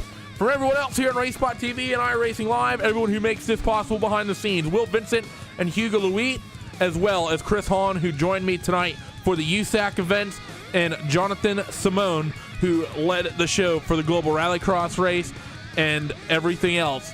Huge shout outs. If you're not done watching Racespot TV content just yet, be sure to tune in tomorrow morning for the season opener of the iRacing World Championship Grand Prix Series. See if Martin Kroenke can break the not the all-time wins record, but if he can break the most consecutive wins record tomorrow morning. Currently going, I believe, for 15 in a row in that VRS Twin Sport machine. He is a man on a mission. And be sure to tune in next week as, of course, the iRacing Midget Cup, the Red Bull Global Rallycross Championship, and the USAC 360 Sprint Cars all come back for Saturday night Dirt Night on Racespot TV and on iRacingLive. Do we put Wheeler in the booth? Maybe not. We'll have to see in 8 days' time. We'll all find out. But until then, it's been Randy Chenowth, Kris Hohn, and Johnny Simone. Bye-bye.